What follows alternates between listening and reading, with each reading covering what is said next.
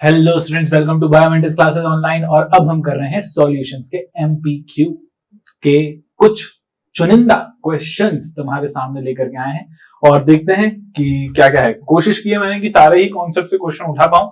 हम लोगों ने काफी लंबा लेक्चर यहाँ पर लेके रखा है और थ्योरी का अपन ने काफी लंबा लेक्चर किया है, तो मैं कोशिश करूंगा और मैं उम्मीद करूंगा तुम लोगों से कि तुमको ज्यादा से ज्यादा क्वेश्चन यहाँ पर करवा पाऊं और तुम लोग को बने वो क्वेश्चंस। ठीक है, तो हमेशा ध्यान रखना जब भी तुम एमपीक्यू को फॉलो करो तो तुम अपनी तरफ से यहाँ पे पॉज करके ट्राई किया करो।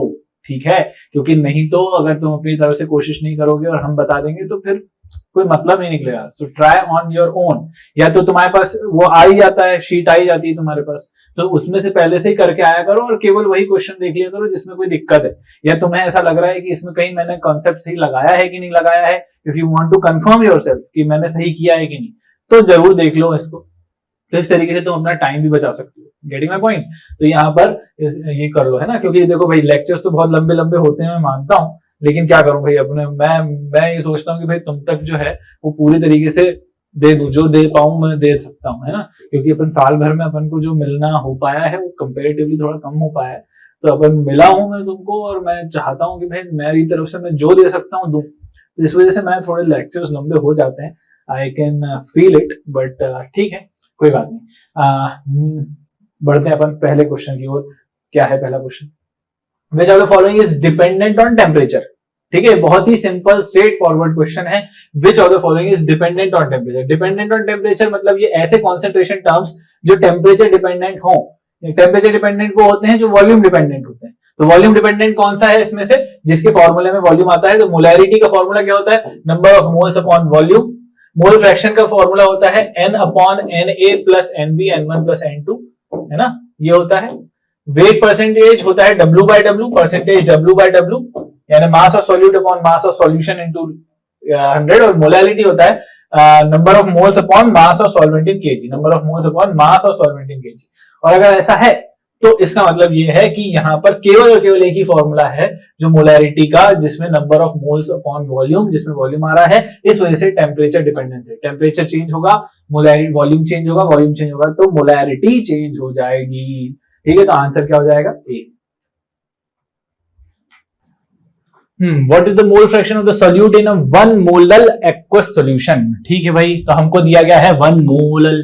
1 मोलल का क्या मतलब है? What do we mean by 1 molal? 1 molal हमारे पास का मतलब है कि 1 मोल इन 1000 ग्राम सॉल्यूशन, 1000 ग्राम सॉल्वेंट, ये मतलब है। और सॉल्वेंट क्या है? एक्वस बोल दिया। जैसे एक्वस बोला मतलब सॉल्वेंट क्या हो गया? वाटर हो गया। तो यहाँ 1 मोल इन 1000 ग्राम वाटर, मोलल का यही मतलब है। मोलल मतलब क्या होता है? Number of moles of solute upon mass of solvent in kg. तो यहाँ पर मास ऑफ सॉल्वेंट, यानी सॉल्वेंट क्या है? एक्वस सॉल्यूशन होने के नाते यहाँ पर सॉल्वेंट का वाटर होना तो बनता है। तो 1 मोल इन 1000 ग्राम वाटर, ये चीज हो गया। What is the mole fraction of solute? तो मोल फ्रैक्शन ऑफ सॉल्यूट मतलब हमको मोल फ्रैक्शन ऑफ ए निकालना है, राइट? ओके, तो यहाँ पर हमको नंबर ऑफ मोल्स कितने दिए गए हैं? यहाँ पर इसके नंबर ऑफ मोल्स ऑफ ए दिए गए हैं हमारे पास 1 मोल। अब हमको निकालना है number of moles of B, यानी कि हमारे पास number of moles of water निकालना है। वाटर के लिए हमारे पास given mass upon molar mass ही होता है। तो गिवन मास हमको कितना दिया गया है वाटर का? 1000 ग्राम। तो गिवन मास अपॉन मोलर मास मतलब 1000 तो हो गया इसका क्या? Given mass upon molar mass, है ना। देखो अभी तुम्हें लग रहा होगा कि यहाँ गिवन कहाँ है, वेयर इट इज गिवन। देखो जब 1 मोलर दिया गया है ना, तो 1 मोलर इंफॉर्मेशन से हम क्या फेच कर सकते हैं, हमको वो चीज समझ में आनी चाहिए। तो 1 मोलर का मतलब है 1 मोल इन 1000 ग्राम वाटर, ये मतलब है उसका। इसका मतलब हम सॉल्यूट कितना ले रहे हैं? 1 मोल ले रहे हैं, और सॉल्वेंट कितना ले रहे हैं? 1000 ग्राम ले रहे हैं। इस 1000 ग्राम को जब हम नंबर ऑफ मोल्स में कन्वर्ट करेंगे तो it will B 1000 upon molar mass. Molar mass यहाँ पे वाटर का कितना होगा? 18, बचपन से जानते हैं। तो 1000 अपॉन 18 कितना हो जाएगा? 55.5, ये हम जानते हैं, 55.555। ठीक है, तो अब हमको जब मोल फ्रैक्शन ए का निकालना होगा तो mole fraction of A is nothing but number of moles of A upon number of moles of A plus number of moles of B. यानी कि number of moles of A कितना है? 1 upon 1 plus 55.55, यानी कि equal to 1 upon 56.5। यानी approximately हम कह सकते हैं ये आ जाएगा 1/56.5, जिसको मैं अगर मैं इस 56.5 को अप्रोक्सीमेटली 60 अज्यूम करता हूं तो इट विल बी 1/60। तो 1/60 को अगर मैं देखूं तो 1/60 लगभग कितना आ रहा है, देखें जरा। तो 1/60 यानी कि इसको 6 से काटने हैं तो 6 1 जा 6, ये 0 कटेगा, 6 0.10 बचा, 1 6 1 हुआ है ना, 1 जा 6 4, 6 6 जा 36, फिर 4 फिर 6 जा 0.16666 ऐसा आ जाएगा। अगर हमको यहाँ 10 है तो इस 10 से हमको और डिवाइड करेंगे तो इट विल बी 0.01666 ऐसा कुछ आ जाएगा। तो जब हम इसमें, तो हमने 56.5 लिया है, हम जानते हैं कि 1/60 जो है वो हमने केवल हमारे कैलकुलेशन को आसान बनाने के लिए 1/60 ले लिया था, जबकि होना क्या चाहिए था 1/56.5। इसका मतलब हमारा आंसर एग्जैक्टली तो नहीं आएगा, ये कुछ आसपास आएगा। तो 0.0166 के आसपास सबसे नियरेस्ट कौन सा है, सी। तो 0.0177 है और हमारा आंसर आया था 0.0166, ठीक है, बिकॉज ऑफ द चेन, है ना। यहां पर इसका आंसर आ जाएगा सी। ओके, तो कैसे सोचना है समझ में आया, गिवन इंफॉर्मेशन कैसे निकालनी है, हमको क्या क्या चीजें फेच करना है, कैसे करना है। I hope it is clear to you, ठीक। How many grams of concentrated nitric acid solution should be used to prepare 250 ml of 2 molar HNO3? The concentrated acid solution is 70% of HNO3. बहुत ही बढ़िया question. इस type के question अच्छे रहते हैं, मतलब है ना, तो हेल्दी क्वेश्चन है ये। कैसे करना है, देखो हमको क्या निकालना है, how many grams of concentrated nitric acid. हमें एक ये पता करना है कि नाइट्रिक एसिड के कितने ग्राम हम लें, जिसमें 70% HNO3 है, उसका हम कितने ग्राम लें। ध्यान रखो यहां पर ग्राम्स में पूछा गया है कि ये कितने ग्राम लें हम, ताकि हम एक ऐसा सॉल्यूशन प्रिपेयर कर पाए 250 ml का जो 2 मोलर HNO3 होगा। Getting my point. तो यहां पर अगर ये क्वेश्चन है तो इस तरीके से हम कैसे करेंगे और कैसे अप्रोच करना है, ध्यान से सुनो। जो हमें चाहिए पहले, जो व्हाट वी वांट, ठीक है, हमें चाहिए यहां पर 250 ml, है ना, ताकि हम ये प्रिपेयर कर पाए एज पर द क्वेश्चन। तो हम ये चाहते हैं कि 250 ml ऑफ 2 मोलर बने। अगर मोलैरिटी का फॉर्मूला देखें तो वो होता है number of moles upon volume, यानी कि अगर हम मोलैरिटी को, इसको 2 मोलर को इससे कंपेयर करते हैं, 2 मोलर को कंपेयर करें तो it will be 2 equal to, यहां पर this is molarity, number of moles upon volume. Number of moles is mass upon molar mass. तो मास हमको पता करना है, मोलर मास HNO3 का कितना होगा, मोलर मास HNO3 का होगा हाइड्रोजन का 1, 14 नाइट्रोजन का और 16 3 48 इसका। तो ये हो जाएगा 48 + 1 49, 49 + 14 63। तो ये हो जाएगा मोलर मास 63, ठीक है। मास अपॉन ये होगा नंबर ऑफ मोल्स। वॉल्यूम कितना है यहाँ 250 इंटू 250, बट ये काय में है, ml में है, इसको लीटर में कन्वर्ट करते हैं तो ये हो जाएगा इंटू 1000, करेक्ट। तो ये हो जाएगा 2 equal to mass upon 63 into 1000 upon 250। इसको कैलकुलेट करते हैं तो कैलकुलेट करेंगे तो ये हो जाएगा 250 4 सा 1000 होता है और 2 2 सा 4 होता है। तो हम कह सकते हैं कि मास जो आ जाएगा वो 263/2 आ जाएगा। ठीक है, तो मास यानी कि हमको क्या चाहिए, हमको मास 63/2 चाहिए, ठीक है, 63/2 यहां पर होना चाहिए। तो ये 63/2 ऐसा हमको टोटल मास HNO3 का होना चाहिए, मतलब उसमें HNO3 63/2 ग्राम होना चाहिए। क्या है, फिर से सुनो, हमारे सॉल्यूशन में 63/2 ग्राम्स HNO3 होने चाहिए। इतना हमको वो लेना है, क्या लेना है, इतना हमको सॉल्यूशन लेना है। तो 63/2 अगर हमें चाहिए तो ये हमको किस में से चाहिए, हमको इसमें से चाहिए। ये 70% HNO3 जो है, ये जो 70% HNO3 है ना एसिड, ये इसमें से हमको 63/2 चाहिए। तो हम कितने ग्राम एक्चुअली HNO3, हमको ये वाला सॉल्यूशन जो 70% HNO3 है वो कितने ग्राम लेना पड़ेगा कि हमको 63/2 ग्राम वो मिले, है ना। तो दिस इज मास, 63/2 ग्राम है ये एसिड में 63/2 ये क्या है, this is nothing but HNO3 needed, ये है, ये इतना हमको HNO3 चाहिए। और हमारे पास है क्या, what we have 70% HNO3 solution. अब ये 70% HNO3 सॉल्यूशन में से कितने ग्राम हम ये सॉल्यूशन उठाएं जिससे हमको 63/2 ग्राम HNO3 मिल जाए, समझ में आया। तो हम मास ऑफ एसिड कितना लें जो कि 70%, जिसमें से एक ऐसा सॉल्यूशन जिसमें 70% HNO3 है, ऐसा सॉल्यूशन जिसमें 70% HNO3 है, इसका मतलब दिए गए मास में से जो हमको निकालना है उस मास में से 70% अगर HNO3 है, 70/100 HNO3 है, तो वो ही 63/2 के बराबर होना चाहिए। Getting my point? ये जो मास है 70% 63/2 होना चाहिए, क्योंकि this is what we are required. 63/2 चाहिए, क्यों चाहिए? ताकि हम 2 मोलर ऑफ 250 ml यहां पर बना सके। इसलिए हमको मास जो यहां पर रिक्वायर्ड रहेगा वो 63/2 ग्राम होना चाहिए। 63/2 मुझे कैसे मिलेगा? 63/2 मुझे किसी जो हमारे पास दिया गया सॉल्यूशन है जो कि 70% HNO3 है, उसमें से हमको कोई ना कोई मास लेना पड़ेगा, और कितना मास लें यही हमारा सवाल है कि यहाँ पर हमको कितने ग्राम्स कॉन्सेंट्रेटेड HNO3 लेना पड़ेगा। गेटिंग माय क्वेश्चन समझ में आ गया? तो यहाँ पर 7 से काट देते हैं, हो जाएगा 7 10 ये 7 9 हो जाएगा। ठीक है, तो यहां से ये 0 कट जाएगा, ये 10 इधर जाके हो जाएगा 90/2, यानी कि मास हो जाएगा 90/2, और 90/2 कितना होता है? 45। तो ये आ जाएगा 45 ग्राम कॉन्सेंट्रेटेड HNO3। इस तरीके से हमको निकालना है। ठीक है, तो पहले तो क्वेश्चन समझो, उसको कैसे करना है, क्या पूछा गया है, क्या निकालना है, वो चीज जानो, और उसके बाद फिर उस चीज को उससे इक्वेट कर दो। ठीक है, this is what we have, okay, और this is what we want. ठीक है, तो इन दोनों को ये चीज सेम होनी चाहिए ताकि हमारा ये मास आ पाए। ऐसा समझ में आया? ठीक है भाई।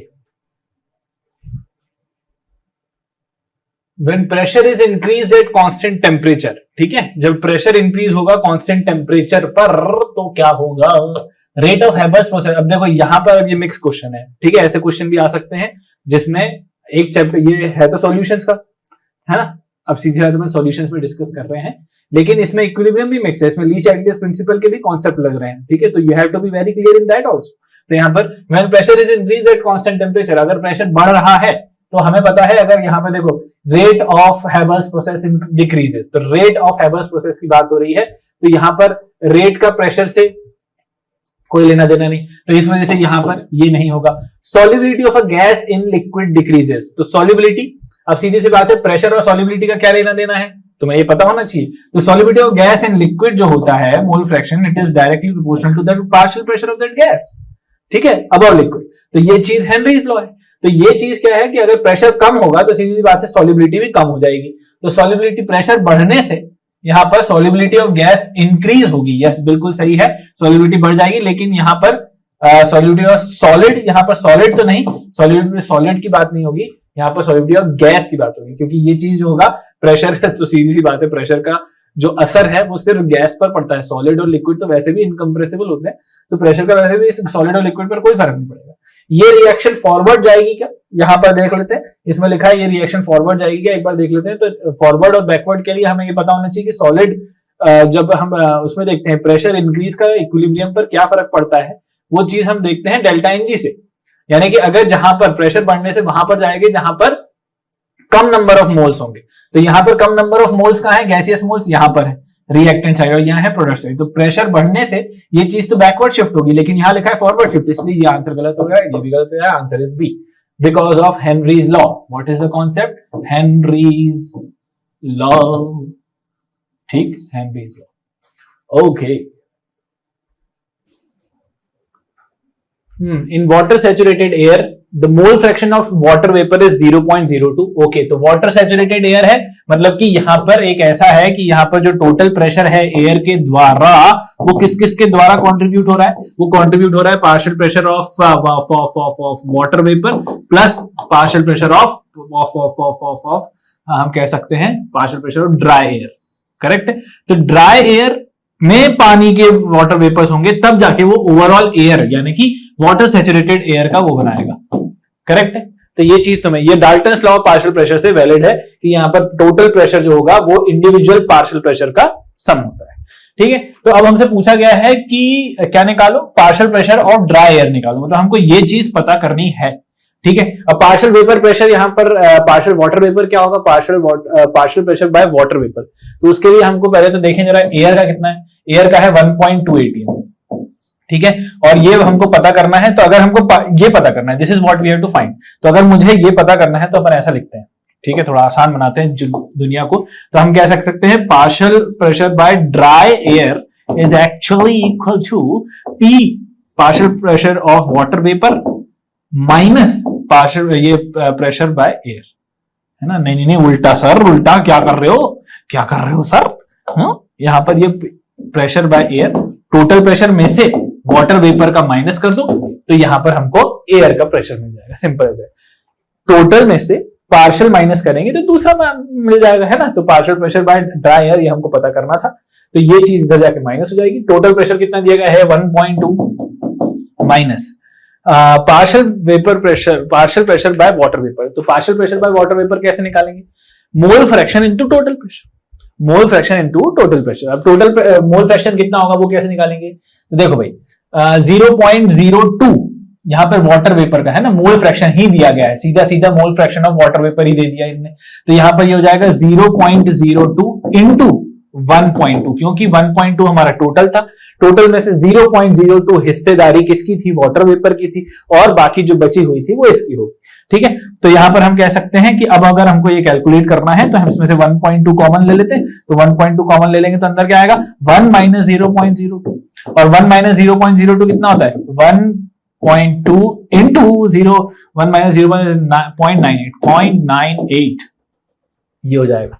ओके, तो अब हम यहां पर ये कैलकुलेट करें तो कितना, देखो 12 8 जा 96, 12 का टेबल आता है ना, 12 8 जा 96, 6 9 12 9 जा 8, 12 8 जा 96, 6 9 12 9 जा 108, 108 और 9, 108 और 9 117, हाँ 1176 और 1 2 3, तो 1 2 3 1.176 आ रहा है मेरा, क्या तुम्हारा भी वही आ रहा था 1.176 यहां पर आ जाएगा एटीएम हमारा किसका प्रेशर, ड्राई एयर का। ठीक है, तो ड्राई एयर का 1.176, सी इज द आंसर यो। ठीक है, तो ये आ गया हमारा आंसर। कैसे करना है, total pressure equals to individual partial pressure का सम। ठीक है, और हमको ये चीज निकालनी है तो ये टोटल में से माइनस कर देंगे। टोटल कितना था 1.2, एक इसका कितना आएगा, इसका मोल फ्रैक्शन इनटू टोटल, है ना, this is nothing but mole fraction into total. ठीक है, तो ये हो गया, बस सिंपल सा। हाँ, next question. A solution is prepared by mixing 8.5 gram of CH2Cl2 and 11.95 gram of CHCl3.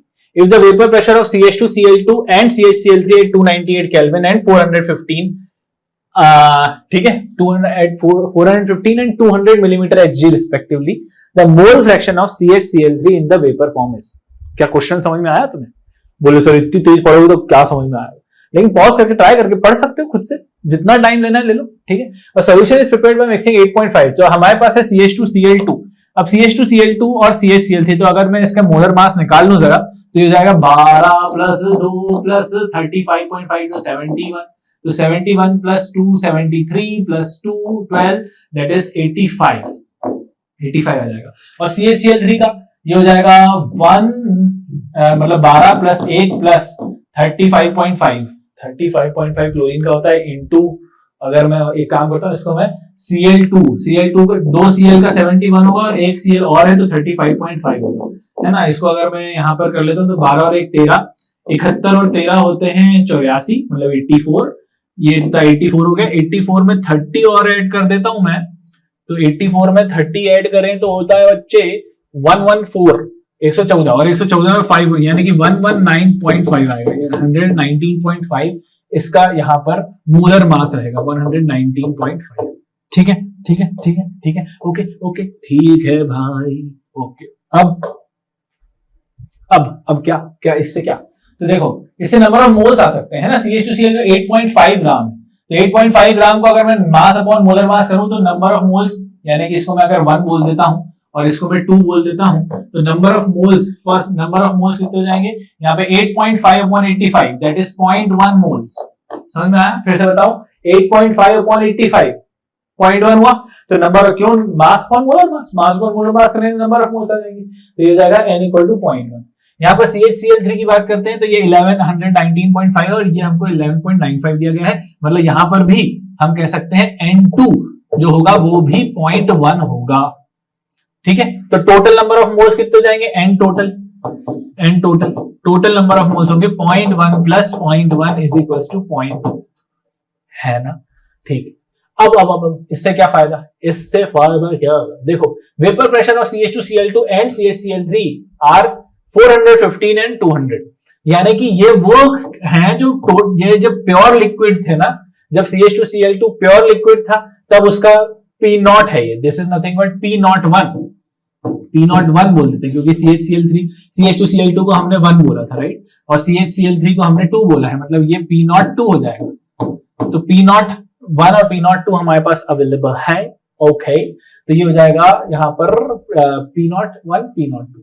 फिर हमको दिया गया है यहाँ पर निकालना क्या है, हमें निकालना है the mole fraction of CHCl3 in the vapour form, यानी कि अब अगर हमको यहाँ पर वेपर फॉर्म में देखो, यहाँ पर हमको मोल फ्रैक्शन वेपर फॉर्म में निकालना है, तो वेपर फॉर्म में निकालने के लिए हम क्या करते हैं पता है, वेपर फॉर्म में हम निकालना है तो हम करते हैं उसके partial pressure upon total pressure.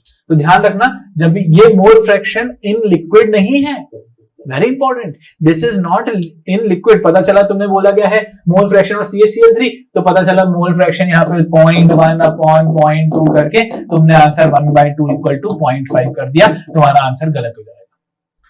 क्यों? क्योंकि वो तो मोल फ्रैक्शन सॉल्यूशन का है, सॉल्यूशन में हमसे पूछा गया है व्हाट वेपर में कितना, वेपर फॉर्म में CHCl3 का कितना कंट्रीब्यूशन है नंबर ऑफ मोल्स के टर्म्स में, तो वो कैसे निकालेंगे? उसको निकालने के लिए बच्चों सबसे पहले तो हमको टोटल प्रेशर निकालना पड़ेगा और पार्शियल प्रेशर निकालना पड़ेगा, ये सारी चीजें। तो जब हम ओवरऑल वेपर प्रेशर बाय 1 है ना, 1 के द्वारा पार्शियल प्रेशर यानी कि CH2Cl2 के द्वारा वेपर प्रेशर निकालना है, तो ये कैसे निकालेंगे?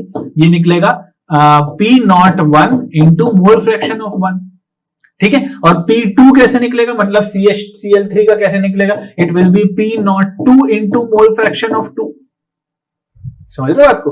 तो अब यहाँ पे P01 कितना दिया गया है, P01 दिया गया है 415 इंटू मोल फ्रैक्शन ऑफ 1 कितना हो जाएगा 0.1 अपॉन 0.2, 0.1 अपॉन 0.2, ये किसका है ना, अब ये कैसे लिख रहा हूं मैं, why I am writing like this from Raoult's law, ये Raoult's law से वैलिड है। Raoult's law के हिसाब से जो वेपर प्रेशर सॉल्यूशन मिक्सचर का जो क्रिएट होगा वो यहाँ पर जो प्योर फॉर्म में यानी कि प्योर लिक्विड का जो वेपर प्रेशर था जो कि 415 हमको दिया गया है into mole fraction of this in liquid, ये जो मोल फ्रैक्शन हम यूज कर रहे हैं ये कहां पर है, ये इन लिक्विड है, these are in liquid but in vapour phase नहीं, हमको वेपर फेज में निकालना है, ये चीज ध्यान रखना। तो ये चीज हो जाएगा 415 इंटू 0.1 बाय 0.2 तो हो जाएगा 1/2, 1/2 मतलब 415 का आधा कितना होता है 2 2 जा 4 2 0 जा 0 2 2 जा 4 नहीं 2 0 2 7 जा 14 2 7 जा 14.5 207.5, ओके, ये हो गया। On the very similar note अगर मैं P2 यानी कि CHCl3 की बात करता हूं तो इसका P0 कितना दिया गया है, P0 हमको 200 दिया गया है और इसका मोल फ्रैक्शन कितना होगा वो भी 0.1 बाय 0.2, कब कहां पे, इन लिक्विड, ये इन लिक्विड की बात कर रहे हैं हम, और ऐसा क्यों रिलेट कर पा रहे हैं, because of the Rawls law, ठीक है। तो ये हो जाएगा 1/2 यानी कि 200 आ जाएगा ये, तो इसका मतलब ये आ जाएगा 100। तो टोटल प्रेशर कितना आ जाएगा, P टोटल हो जाएगा 207.5 प्लस 100 जो कि हो जाएगा 307.5, 307.5 ये आ जाएगा टोटल प्रेशर। अब हमको निकालना है वाटर यानी कि वेपर फॉर्म में CHCl3 का कितना कंट्रीब्यूशन, यानी ये क्या है, this is nothing but mole fraction किसमें, वेपर फॉर्म में, किसका 2 का, ये CHCl3 को हमने 2 बोला था ना, देखो CHCl3 को हमने 2 बोला तो हमको सेकंड का, तो यानी कि हमको यहाँ पे क्या पता करना है, mole fraction of in vapour phase of 2 का, यानी कि ये कितना हो जाएगा P2 upon total pressure, P2 upon total, तो P2 कितना है अपना, P2 कितना आया रे 100 आया ना, तो ये आ जाएगा 100 अपॉन टोटल कितना है 307.5, यानी कि टोटल प्रेशर में से यहां पर जो ये CHCl3 है वो अपनी तरफ से कितना कंट्रीब्यूट कर रहा है वही मोल फ्रैक्शन में भी होगा, है ना, मोल फ्रैक्शन। तो ये आ जाएगा 100 अपॉन 307.5, इसको अप्रोक्सीमेटली मैं 100 अपॉन 300 लिख देता हूं ताकि कैलकुलेशन आसान रहे। तो आ रहा है 1/3 मतलब कितना होता है 0.333 के आसपास, तो 0.33 के आसपास कौन सा आ रहा है यहाँ पे 0.325 आंसर, समझ बात को। तो ये चीज तुम्हें समझ में आनी चाहिए कि पूछा क्या गया है, बहुत बढ़िया क्वेश्चन था ये, ठीक है। तो तुम्हें कैसे फेच करना है, इंफॉर्मेशन कैसे फेच करना है, क्या नहीं करना है, वही चीज बताई यहाँ पर, इसको मोल फ्रैक्शन इन लिक्विड नहीं निकाला, इन लिक्विड निकालेंगे तो भाई साहब बचेगा क्या, ये 0.1/0.2 0.5 आ जाएगा, ऐसे नहीं करना, ठीक है। तो हमको वेपर फॉर्म में निकालना है, तो ये चीज भी देखो, वेपर फॉर्म में के लिए हमको partial vapour pressure upon total vapour pressure से करना पड़ेगा, तब जाके वो चीज आ पाएगी, समझ में आया। तो ये चीज है, तो इसका आंसर क्या हो जाएगा, D. Got it. For an ideal solution the correct option is, ideal solution मतलब तुम्हें पता है, आइडियल सॉल्यूशन जो रॉल्स लॉ को स्ट्रिक्टली फॉलो करता है, मतलब जो वेपर प्रेशर एक्सपेक्टेड था उतना ही आता है, ठीक है। तो वो कब आता है, जब हम यहाँ पर क्या क्या चीजें हम ऑब्जर्व करते हैं, क्या उसमें डेल्टा जी जीरो होता है, नहीं भाई, डेल्टा जी जीरो मतलब इक्विलिब्रियम पे, डेल्टा जी तो ग्रेटर देन जीरो होता है, लेस देन जीरो होता है, क्योंकि स्पॉन्टेनियस है ना, स्पॉन्टेनियस होगा तो नेगेटिव होता है, तो ये आंसर नहीं होगा। डेल्टा एस मिक्सचर का जीरो होगा, नहीं, यहाँ पर ग्रेटर देन जीरो होता है ऑलवेज, ये चाहे आइडियल हो चाहे नॉन आइडियल हो, ये दो चीजें तो हमेशा ही सही रहती हैं, delta G less than zero, delta S greater than. Delta V is not equal to zero at constant temperature and pressure, नहीं, ये भी नहीं है, ये भी गलत है, delta V is zero, is equal to zero for ideal, और delta H is equal to zero at constant temperature and pressure, delta H equal to zero, बिल्कुल ये सही जवाब है, डी, ठीक है, okay, answer is D. The mixture that forms maximum boiling azeotrope is, इसमें से कौन सा जो है वो मैक्सिमम बॉइलिंग एजियोट्रोप बनाएगा। मैक्सिमम बॉइलिंग एजियोट्रोप कौन से होते हैं, मैक्सिमम बॉइलिंग एजियोट्रोप वो होते हैं ऐसे मिक्सचर या ऐसे सॉल्यूशंस जो लार्ज नेगेटिव डेविएशन शो करते हैं, ठीक है। दो solutions which show large negative deviations, ठीक है, किससे नेगेटिव डेविएशन, रॉल्स लॉ से, negative deviation from Rawls law, Rawls law से जो लार्ज नेगेटिव डेविएशन शो करते हैं वो मैक्सिमम बॉइलिंग एजियोट्रोप्स कहलाते हैं, ठीक है। सो हेप्टेन और ऑक्टेन अगर इनको देखें तो ये तो भाई दोनों के दोनों ऑलमोस्ट सेम है, तो इंटरमोलिकुलर फोर्सेस पहले भी सेम थी, बाद में भी सेम है, तो ऑलमोस्ट ये आइडियल शो करेंगे, आइडियल बिहेवियर शो करेंगे, ठीक है। अगर इथेनॉल और वाटर की बात करें तो ये भी ऑलमोस्ट, यहां पर भी हाइड्रोजन बॉन्डिंग थी, यहां पर भी हाइड्रोजन बॉन्डिंग थी, यहां पर भी ये आइडियल बिहेवियर ही शो करेंगे। एसीटोन और कार्बन डाइसल्फाइड, ये तो इनफैक्ट यहाँ पर ये लोग एक दूसरे के, वैसे दोनों में वैंडरवाल फोर्सेस हैं, ठीक है, तो वैंडरवाल फोर्सेस के थ्रू ये लोग जुड़े हुए हैं, तो almost they will not show, they उनकी जो आपस की मॉलिक्यूलर फोर्सेस हैं वो वीकर हो रही है, तो probably they will show positive, हो सकता है कि पॉजिटिव दे, ठीक है, बट नेगेटिव तो नहीं देंगे क्योंकि इनके बीच में जो इंटरमॉलिकुलर फोर्सेस है वो स्ट्रॉन्गर नहीं हो रही है। वहीं अगर वाटर और नाइट्रिक एसिड की बात करें तो वाटर जो है वो उनके आपस में जो इंटरमॉलिकुलर फोर्सेस है वो स्ट्रॉन्ग हाइड्रोजन बॉन्डिंग है, लेकिन जो नाइट्रिक एसिड है उनके बीच में हाइड्रोजन बॉन्डिंग तो नहीं है, लेकिन डायपोल डायपोल इंटरेक्शन फोर्सेस हैं, जो कि हम कह सकते हैं कि जैसे ही वो पानी के अंदर जाएगा तो वो उसके जो इंटरमॉलिकुलर फोर्सेस हैं वो ज्यादा स्ट्रॉन्गर हो जाएंगे, उसके हाइड्रोजन बॉन्डिंग स्ट्रॉन्गर हो जाएगी। इसका मतलब इसके जो इंटरमॉलिकुलर फोर्सेस हैं वो स्ट्रॉन्गर हो रहे हैं, और स्ट्रॉन्गर होने की वजह से हम कह सकते हैं they will show negative deviation, and since they will show negative deviation then we can say that they will be considered under maximum boiling azeotrope, because the maximum boiling azeotropes are the mixture that shows large negative deviation. Okay, समझ में आ गया, ठीक है। Next question, which of the following statement is correct regarding a solution of two components A and B exhibiting positive deviation from the ideal behavior।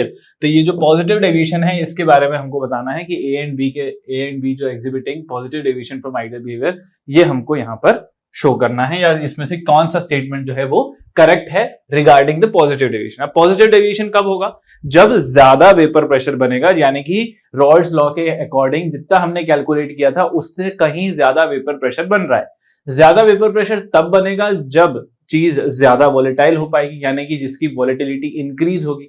Volatility increase कब होगी, इसका मतलब कि उनके आपस के इंटरमॉलिक्यूलर फोर्सेस कमजोर पड़ रहे होंगे, तब हो रहा होगा, राइट। यानी कि पहले जब प्योर लिक्विड्स थे दोनों, और उसके बाद जब दोनों के मिलने के बाद अगर उनके बीच का इंटरैक्टिव फोर्सेस, इंटरमॉलिक्यूलर फोर्सेस अगर वीक हो रही होंगी, मिक्सचर की वीक हो रही होंगी, मिक्सचर की वीक हो रही होंगी, तब हम ये कहेंगे कि यहां पर क्योंकि इसकी वॉलेटिलिटी इंक्रीज हो जाएगी तो वेपर प्रेशर ज्यादा क्रिएट करेंगे और इस वजह से पॉजिटिव डेविएशन होगी। इतनी बात क्लियर है।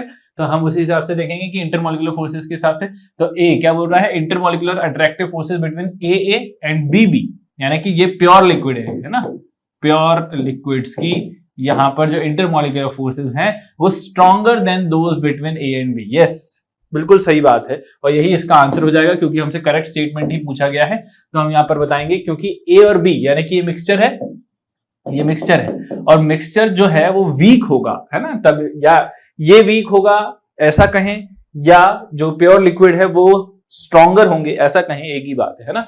तो intermolecular attractive force between A and B यानी कि प्योर लिक्विड का स्ट्रॉन्गर होगा than those between A B, ये बिल्कुल सही स्टेटमेंट लिखा हुआ है। तभी हम कहेंगे कि क्योंकि ए और बी के जो बॉन्ड्स हैं इंटरमॉलिक्यूलर फोर्सेस में वीकर हैं, इस वजह से दे विल शो पॉजिटिव डेविएशन। ठीक है, तो ये बिल्कुल सही स्टेटमेंट है। डेल्टा एच जीरो नहीं होता है, delta H greater than zero होता है पॉजिटिव डेविएशन के लिए, डेल्टा वी भी ग्रेटर देन जीरो होता है पॉजिटिव डेविएशन के लिए।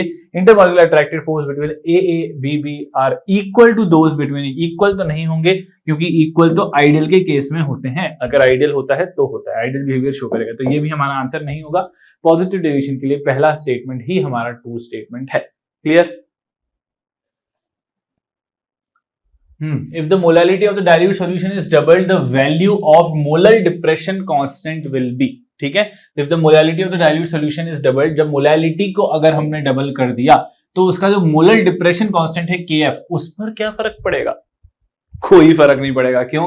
क्योंकि KF जो है वो क्रायोस्कोपिक कांस्टेंट कहलाता है। It is independent of solute, it is dependent only on the nature of solvent. solvent का नेचर कैसा है उस पर डिपेंड करता है cryoscopic constant KF, it is independent of the type of solute। ठीक है, तो मोलालिटी जो है वो सीधी सी बात है, मोलालिटी को कितना भी डबल ट्रिपल कितना भी कर दो उससे उसका कोई लेना देना नहीं है, क्योंकि जो डेल्टा TF होता है, delta TF is equal to KF into molality. अगर डेल्टा TF के बारे में पूछा होता तो हम बोल देते कि भाई डेल्टा TF जो है वो मोलालिटी पर डिपेंडेंट है, बट KF तो अपने आप में इंडिपेंडेंट चीज है which is not dependent on any kind of concentration term. तो इस वजह से यहां पर ध्यान रखना, मोलालिटी से डिप्रेशन कांस्टेंट का कोई लेना देना नहीं है, इस वजह से इट विल रिमेन अनचेंज्ड। समझ में आया? अगर उसको डबल कर दिया तो भी। क्लियर? और the following 0.1 molal aqueous solution which one will exhibit the largest freezing point, इसमें से किसका फ्रीजिंग पॉइंट सबसे ज्यादा होगा? अब देखो, सभी के सभी जितने भी हमारे पास यहाँ पे सॉल्यूट मौजूद हैं उन सभी की मोलालिटी हमको सेम दी गई है, यानी कि 0.1 मोलल। उसके बाद हमको बताना है कि फ्रीजिंग पॉइंट डिप्रेशन किस पर डिपेंडेंट होगा। तो अगर हम फ्रीजिंग पॉइंट का फॉर्मूला देखें तो डेल्टा TF होता है KF इंटू मोलालिटी, ये होता है। ठीक है, बट ये तो उन चीजों के लिए है जो एक नॉन इलेक्ट्रोलाइट्स हैं उनके लिए, लेकिन जो इलेक्ट्रोलाइट्स होते हैं वो तो पानी में जाके डिसोसिएट होते हैं। तो अब यहां पर डेल्टा TF सिर्फ मोलालिटी पर ही डिपेंड नहीं करता है, सिर्फ KF पर ही डिपेंड नहीं करता है, वो इस चीज पर भी डिपेंड करता है कि वो डिसोसिएट होने के बाद कितने उसमें टूट रहा है, जिसको हम वेंट ऑफ फैक्टर बोलते हैं, राइट। तो I इज यहां पर एक नया टर्म रहेगा वेंट ऑफ फैक्टर का, और इसी पर डिपेंड करता है क्यों। और what is I? I is nothing but कितने पहले थे, है ना, आफ्टर अपॉन बिफोर, ऐसा ध्यान रख लो, आफ्टर अपॉन बिफोर, यानी कि टूटने के बाद कितने हुए या बिखरने के बाद, यानी कि पानी में जाने के बाद कितने हो गए आफ्टर डिसोसिएशन और एसोसिएशन, एंड बिफोर एसोसिएशन और डिसोसिएशन वो कितने हुए, वो होता है वेंट ऑफ फैक्टर। तो जितना बड़ा वेंट ऑफ फैक्टर होगा, अब सीधी सी बात है मोलालिटी तो सबके लिए सेम है, KF यानी कि जो एक्वस सॉल्यूशन है, एक्वस सॉल्यूशन मतलब उसका सॉल्वेंट सेम है, तो सीधी सी बात है KF और M तो सेम रहने वाला है। मतलब ये जो फ्रीजिंग पॉइंट डिप्रेशन है ये इन पर डिपेंड नहीं करेगा कि वेदर KF क्या होगा और कंसंट्रेशन क्या होगा, अब केवल इस पर डिपेंड करेगा कि वो पानी में जाने पर कितने नंबर ऑफ आयंस में टूट रहा है। ठीक है, तो KCl का देखें तो KCl टूटता है K प्लस और Cl माइनस में, मतलब वेंट ऑफ फैक्टर इसके लिए कितना हो जाएगा 2। C6H12O6 मतलब कि ये तो ग्लूकोज है, ये ऐसा ही रहेगा, ये इंटैक्ट रहेगा, मतलब इसका जो वेंट ऑफ फैक्टर है 1 रहेगा, ये बिखरेगा नहीं। ठीक है, और अगर इसकी बात करते हैं Al2SO4 होल थ्राइस की, तो ये यहां पे क्या होगा Al2SO4 होल थ्राइस, बताओ, ये यहां पर पानी में जाने पर 2Al3 प्लस 3SO4 2 माइनस में, है ना, 2Al3 प्लस 3SO4 2 माइनस में बिखरेगा, यानी कि यहां पर ये हो जाएगा I इक्वल टू 5, यहां पे I कितना हो जाएगा 5 हो जाएगा। K2SO4 की बात करते हैं तो ये हो जाएगा 2K प्लस SO4 2 माइनस, मतलब एक SO4 2 माइनस और K2 मतलब 2K प्लस, टोटल 2K और 1, तो हो जाएगा I इक्वल टू 3 यहां पर। तो जिसका I सबसे बड़ा उसका सबसे बड़ा फ्रीजिंग पॉइंट। तो हम देख सकते हैं Al2SO4 होल थ्राइस यहाँ पर 5 हिस्सों में बट रहा है, इसलिए ये हमारे नंबर ऑफ सॉल्यूट पार्टिकल सबसे ज्यादा इंक्रीज कर रहा है। इसका मतलब साफ है कि कोई भी कॉलिगेटिव प्रॉपर्टी जो होगी वो 5 टाइम्स ज्यादा शो करेगी जितना हमने एक्सपेक्ट किया था उससे। तो इसलिए वेंट हॉफ फैक्टर कितना है इसका 5, और therefore the largest freezing point will be shown by C, है ना, Al2SO4 होल थ्राइस। क्लियर ये बात?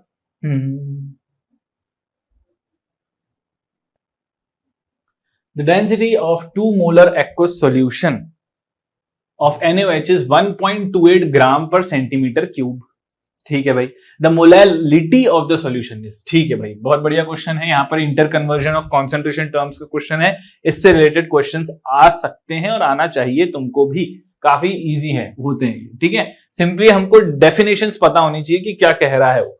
तो 2 मोलर एक्वस सॉल्यूशन है, जैसे कि अब ये मोलैरिटी दी गई है ना, यहाँ पे देखते से ही समझ में आ रहा है कि मोलैरिटी है। अब मोलैरिटी है मतलब कि हम यहाँ पर देख सकते हैं कि मोलैरिटी का मतलब क्या होता है। मोलैरिटी मतलब होता है number of moles per unit volume of solution in litre. ठीक है, यानी कि पर लीटर वॉल्यूम, है ना, number of moles per litre of जो सॉल्यूशन है उसको हम बोलते हैं यहाँ पर concentration in, that is molarity. तो अब मोलैरिटी यहाँ पर 2 मोलर है, तो 2 मोलर का मतलब क्या है? What do we mean by 2 molar? It means 2 moles in 1 litre solution, right? यही मतलब है इसका। 1 लीटर को हम 1000 ml भी बोल सकते हैं, करेक्ट? 1000 ml बोलो चाहे 1 लीटर बोलो, एक ही बात। तो 2 मोलर का मतलब ये है, this is the meaning of 2 molar. ठीक है, अब उसने क्या बोला है कि डेंसिटी हमको इतनी दी गई है और मोलैलिटी फाइंड आउट करना है। तो मोलैलिटी क्या होता है? मोलैलिटी होता है बच्चों m is equals to, small m is equals to number of moles upon mass of solvent in kg। तो हमारे पास नंबर ऑफ मोल्स तो आ गए हैं कितने? 2 मोल्स, लेकिन हमारे पास मास ऑफ सॉल्वेंट नहीं है।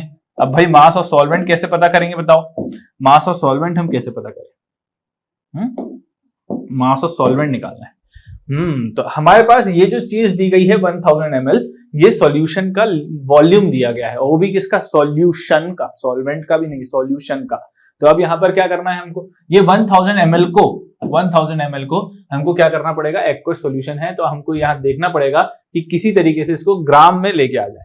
तो हमको डेंसिटी यहां पर दी गई है उसकी मदद करने के लिए। तो डेंसिटी अपन को 1.28 ग्राम पर सेंटीमीटर क्यूब बोलो चाहे ग्राम पर ml बोलो, एक ही बात है, क्योंकि ml और सेंटीमीटर क्यूब एक ही चीज।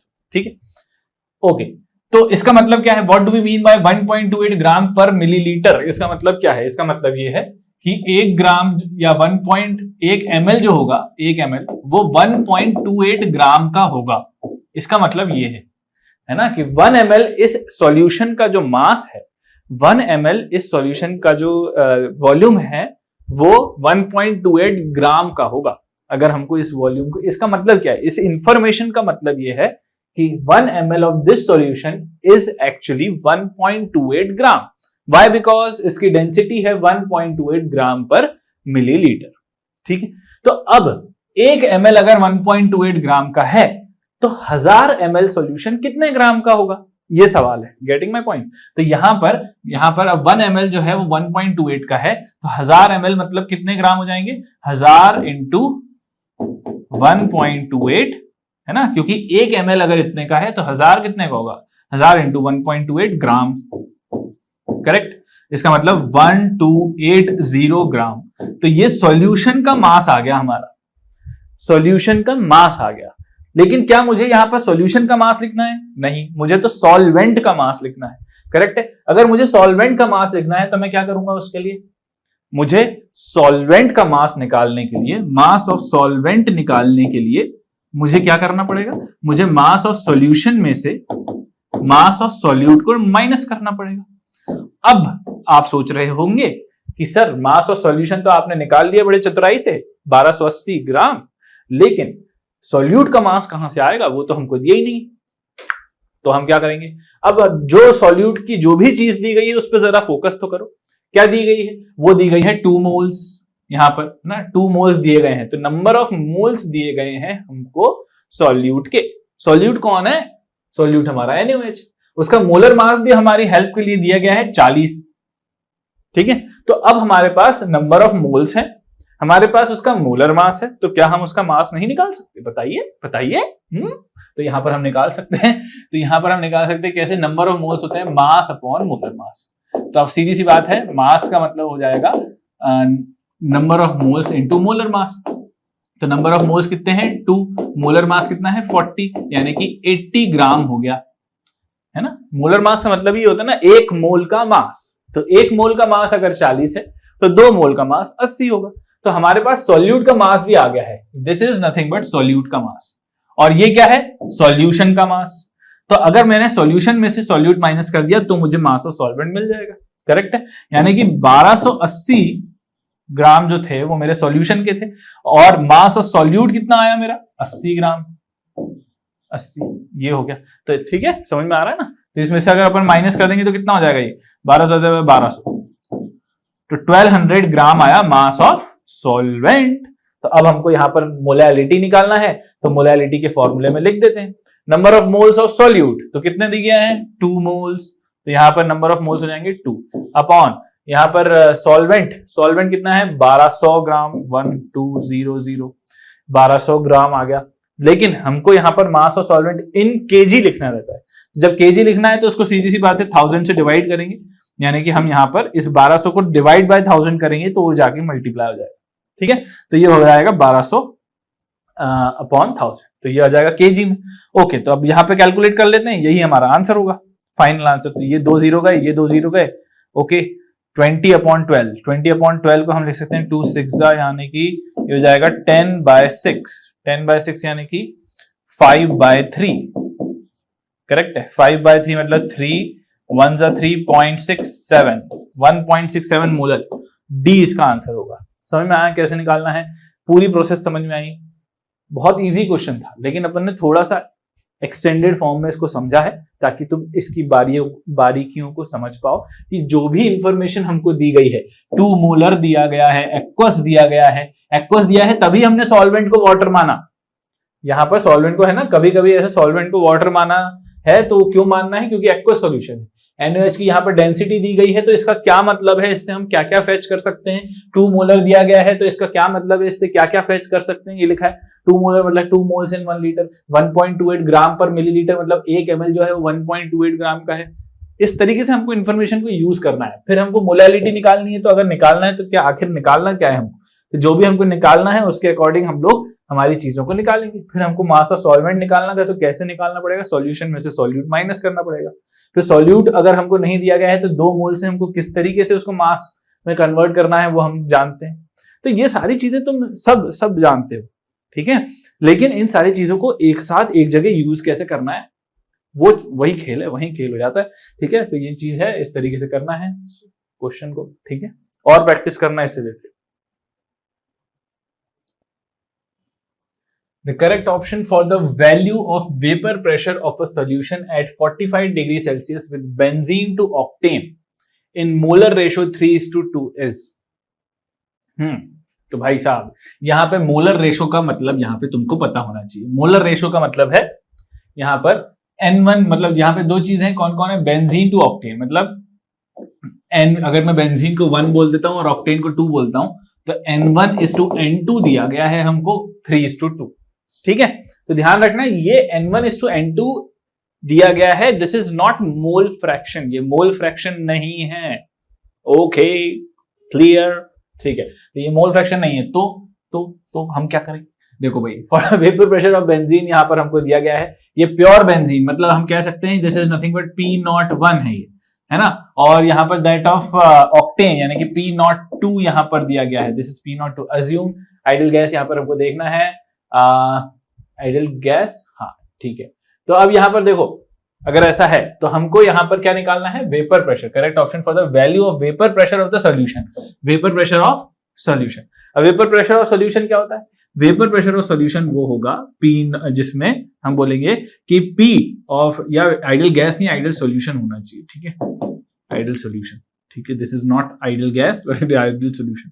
और आइडियल सॉल्यूशन के हिसाब से अगर हम रॉल्ड्स लॉ के हिसाब से जाएं, तो रॉल्ड्स लॉ के हिसाब से जो total, Raoult's law plus Dalton's law of partial pressure, तो Raoult's law plus Dalton's law of partial pressure के हिसाब से देखेंगे अपन, तो वेपर प्रेशर जो होगा, टोटल वेपर प्रेशर, वो किसके बराबर होगा? इंडिविजुअल वेपर प्रेशर के बराबर। इंडिविजुअल वेपर प्रेशर मतलब कि यहां पर हम बोल सकते हैं P01 mole fraction of 1 plus P02 mole fraction of 2, है ना, यही होगा as per the Rawls law. यहां पर जो पार्शियल प्रेशर बाय बेंजीन होगा वो कितना होगा P01 into mole fraction of 1, और partial vapour pressure by octane will be P02 mole fraction of 2, और इन दोनों का जो भी सम होगा वही मिलकर के टोटल वेपर प्रेशर क्रिएट करेगा डाल्टन्स लॉ के हिसाब से।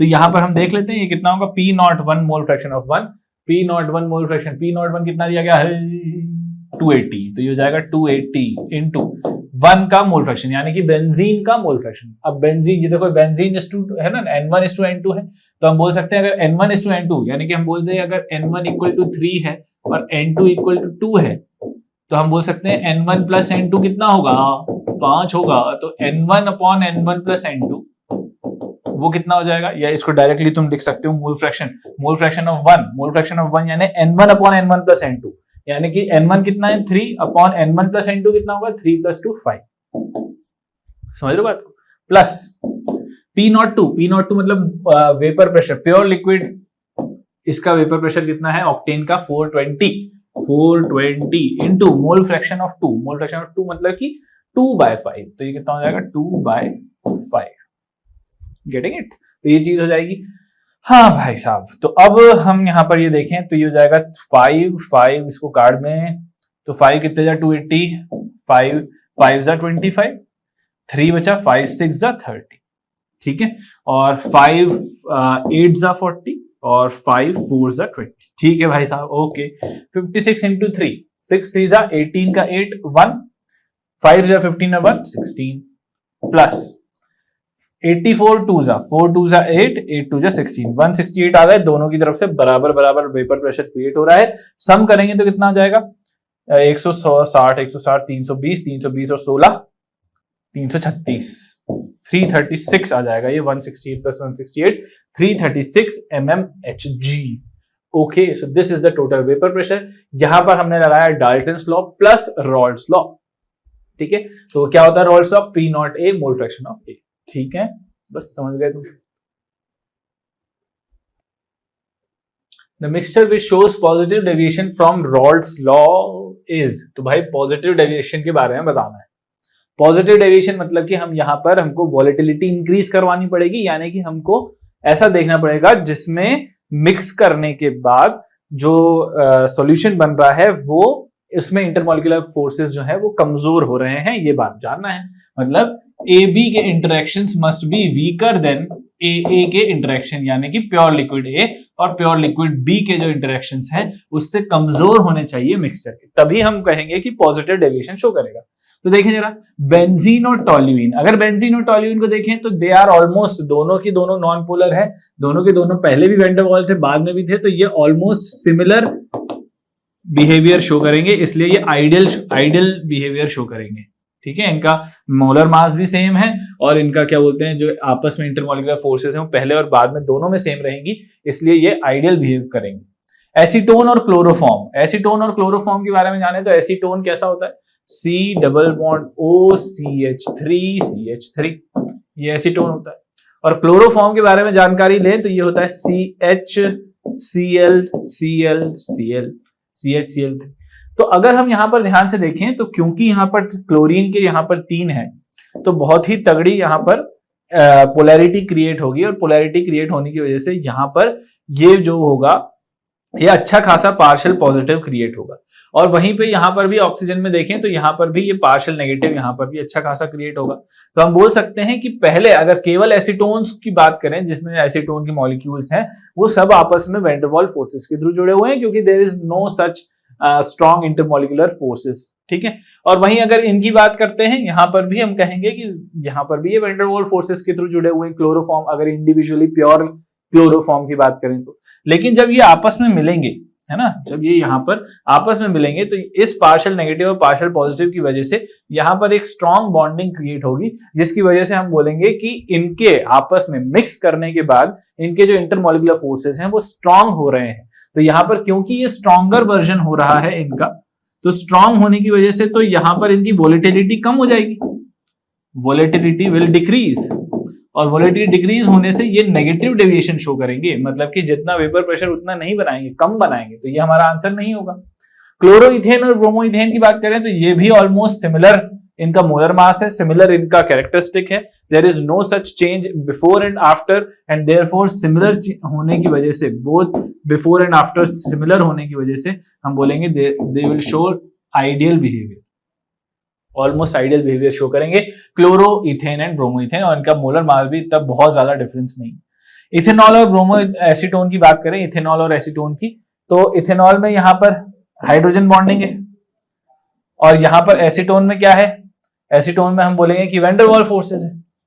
तो अब सीधी सी बात है कि जब यहां पर वैन डेर वाल्स फोर्सेस थी, यहां पर हाइड्रोजन बॉन्डिंग थी, तो जैसे ये हाइड्रोजन बॉन्ड जो है वो एसीटोन के होने की वजह से वीक हो जाएंगे, ये वीकर हो रहे हैं पहले के मुकाबले, और क्योंकि ये वीकर होते जा रहे हैं इस वजह से दे विल इंक्रीज, इसमें वोलेटिलिटी में इंक्रीमेंट आएगा, वोलेटिलिटी विल इंक्रीज, वोलेटिलिटी है ना, volatility will increase and therefore it will show positive deviation. तो आंसर हमारा इथेनॉल और एसीटोन हो जाएगा। समझ में आ रहा है कैसे सोचना है, how to think on this. इससे रिलेटेड मैंने क्वेश्चन में तुम लोगों को जब थ्योरी लेक्चर चल रहा था तो एग्जांपल्स दिए थे मैंने, एग्जांपल्स तुमको एज अ होमवर्क दिए थे, तो कैसे सोचना है अब तुम सोच सकते हो ये चीज, ठीक है। यहाँ पे अपन ने क्वेश्चंस के फॉर्म में कितने एग्जांपल्स कवर कर लिया है कि नहीं।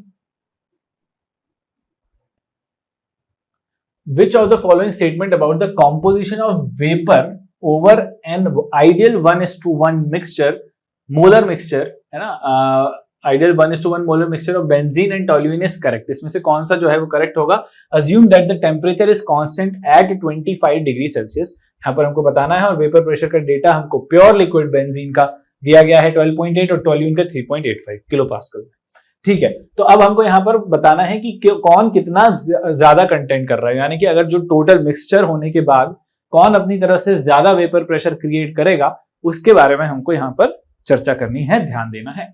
तो हम जानते हैं कि जब मिक्सचर होता है तो अगर अब यहां पर सीधी सी बात है, बेंजीन और टोल्यूइन अगर ध्यान से देखा जाए तो they have almost similar nature and they will show almost ideal behaviour, ठीक है, उनका आइडियल बिहेवियर रहने वाला है। अगर मैं आइडियल बिहेवियर की बात करता हूं तो यहाँ पर रॉल्स लॉ जो स्ट्रिक्टली फॉलो होगा, मतलब जो टोटल प्रेशर होगा वो किस किस से मिलकर के बनेगा, वो मिलेगा P not benzene into mole fraction of benzene plus P not of toluene into mole fraction of toluene. समझ रहे हो बात को, समझ रहे हो। तो यहाँ पर P not benzene into mole fraction of benzene plus P not toluene into mole fraction of toluene, ये चीज है।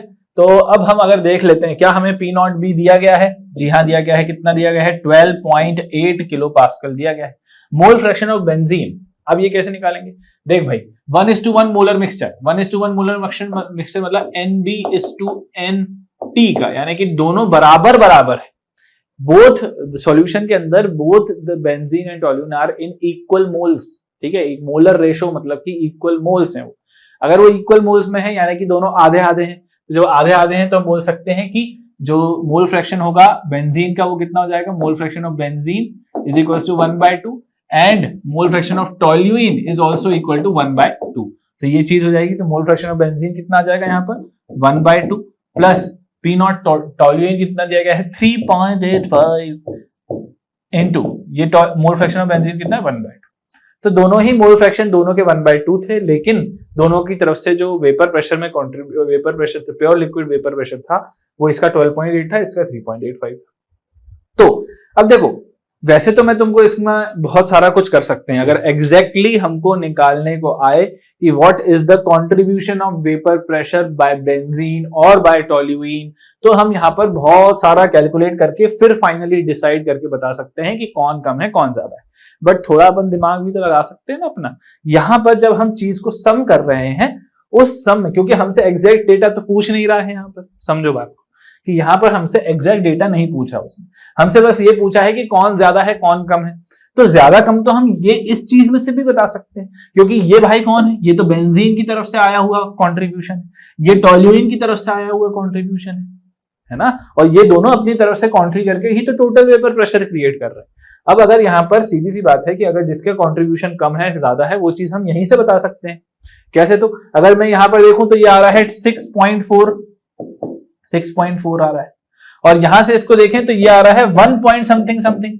अब सीधी सी बात है, ये 1 पॉइंट समथिंग एग्जैक्टली कैलकुलेट करने की जरूरत क्या है, अपन दिमाग क्यों लगाएं।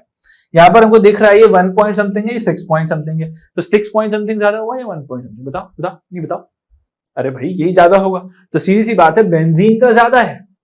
बेंजीन अपनी तरफ से टोटल वेपर प्रेशर में ज्यादा कंट्रीब्यूशन कर रहा है। हमसे यही पूछा गया है, हमें एग्जैक्ट परसेंटेज निकालने का नहीं पूछा गया है, तो कैलकुलेट करने की ज्यादा जरूरत नहीं है, क्योंकि हमें क्वेश्चन में अगर मान लो क्वेश्चन वैसा होता या ऑप्शन ऐसे होते कि भाई इसका वेपर प्रेशर ऐसा है, इसका वेपर प्रेशर है, तो हम जरूर कैलकुलेट करते। लेकिन यहाँ पर तुमको ध्यान रखना है कि यहीं पे तुम क्वेश्चन देख के ही यहीं पे समाप्त कर सकते हो कि भाई साहब ये बेंजीन जो है वो ज्यादा कंट्रीब्यूट कर रहा है, इस वजह से हम यहाँ पे कहेंगे vapour will contain higher percentage of benzene. ठीक है, टोल्यूइन नहीं करेगा, इक्वल भी नहीं है, दोनों इक्वल थोड़ा ना है। ठीक है, तो यहाँ पर ये दोनों not enough information, enough information है। ठीक है, तो यहाँ पर तुम्हें ध्यान रखना है कि क्योंकि 1:1 मोलर रेशो था, तो दोनों की तरफ से बस हमको ये देखना है कि ओवरऑल वेपर प्रेशर में ज्यादा कौन कंट्रीब्यूट कर रहा है, बस। एग्जैक्ट हमको नहीं पूछा गया था। ठीक है, okay. The freezing point depression constant Kf of benzene is इतना 5.12 Kelvin kg per mole. The freezing point depression for the solution of molality is 0.078 molar. Okay, हमको molality भी दी गई है। Containing a non-electrolyte solution. Non-electrolyte solution मतलब कि ये क्या information, ये क्या बताना चाह रहा है कि इसका I कितना है, 1, वेंट ऑफ फैक्टर इसका 1 है।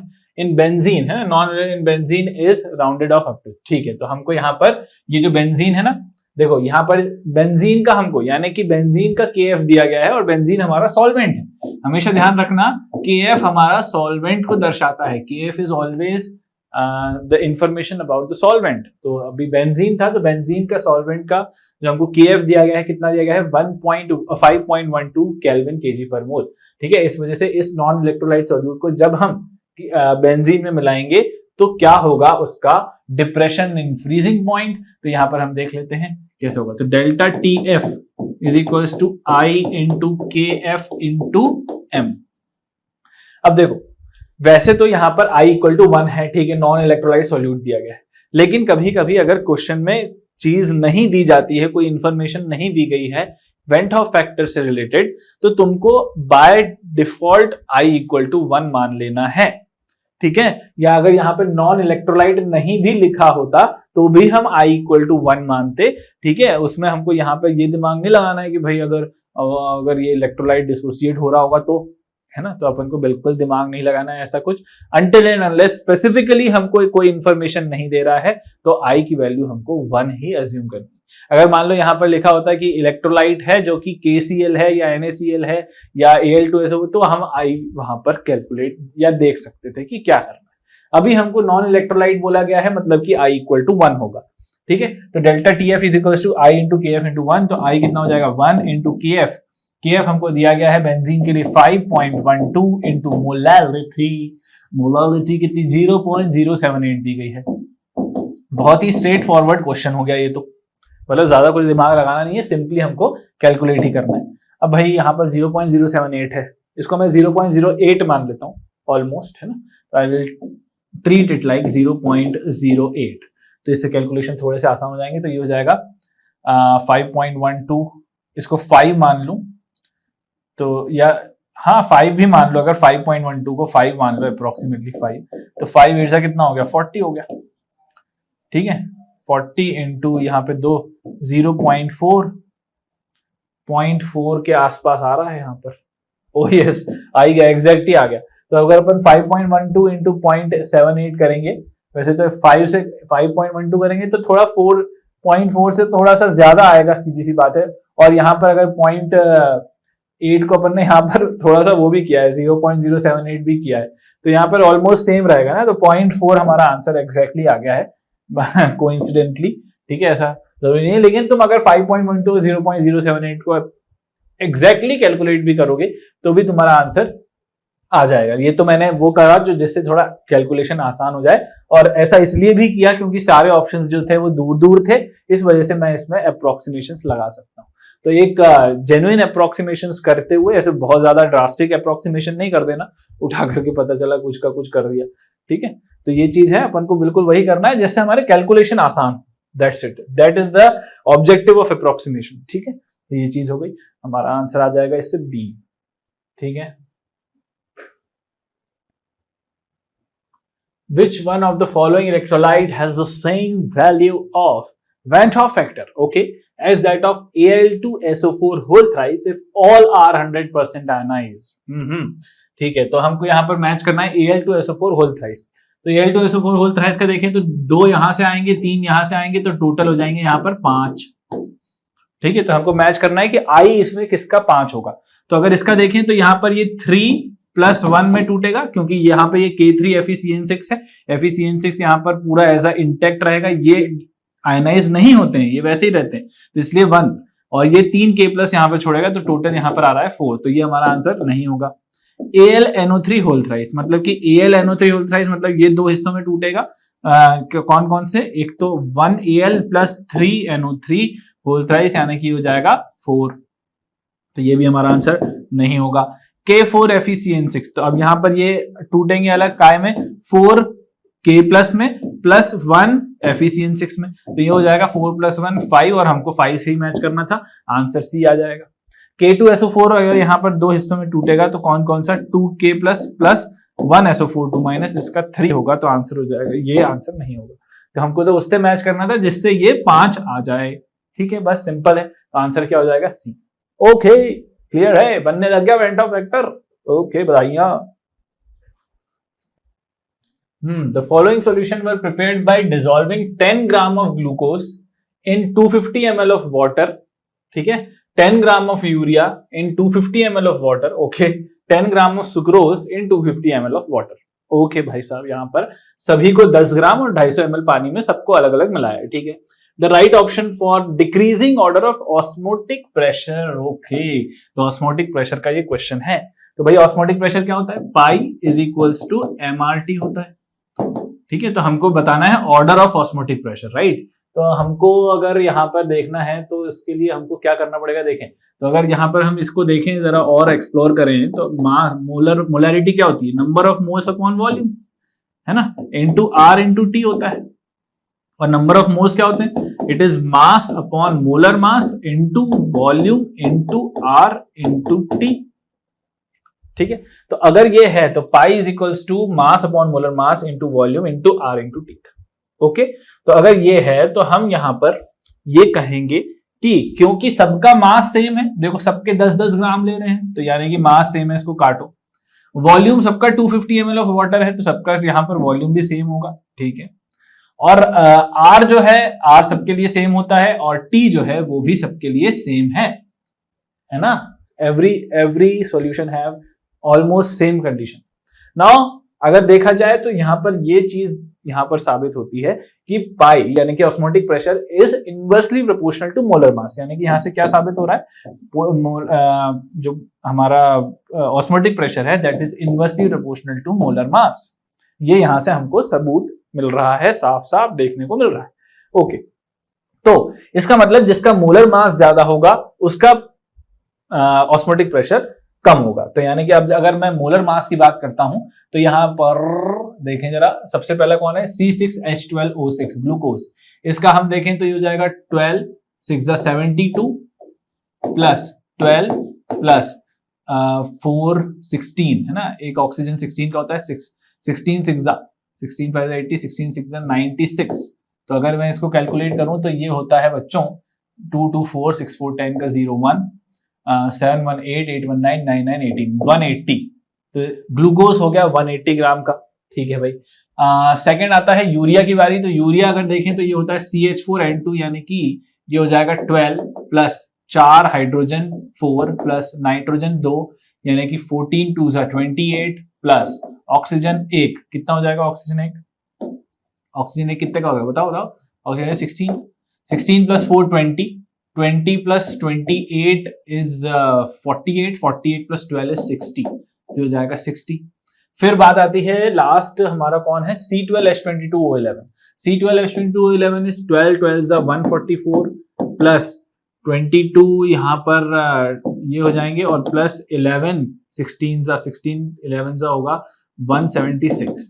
खैर ये तो बहुत ज्यादा आ रहा है, ठीक है, इसको कैलकुलेट कर लेना तुम लोग अपनी इच्छा से। लेकिन हम यहाँ पर देखते बन रहा है कि दिस दिस पर्टिकुलर थिंग, यहाँ पे जो सुक्रोज है उसका वेट सबसे ज्यादा आ रहा है ना, और सबसे कम आ रहा है यूरिया का, तो हम बोल सकते हैं कि यूरिया क्या था, ये P1 दे रहा था, राइट, नहीं P2 दे रहा था।